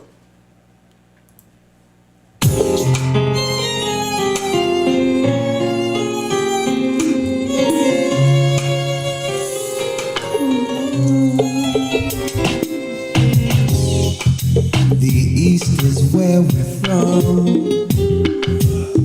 The 12 tribes of Israel. In 721 BC, the Assyrian king, he took us down, we fell. With the great escape we went through the Euphrates. The Lord held the water still. To a land where no man can dwell, we went. The 12 tribes of Israel. We be Vanessa, the Cubans. We from Puerto Rico, the Cali, from the Isles of Hawaii. The Lord is calling back Israel. Babylon, from Panama, yeah, the North American Indians, Simeon, the Dominicans, the highest gathering in Israel. The Arabs and Africans told us At gunpoint. together our wives and children and sold us. In the belly of these great ships we traveled and filled. By the rivers of Babylon we found our brothers here.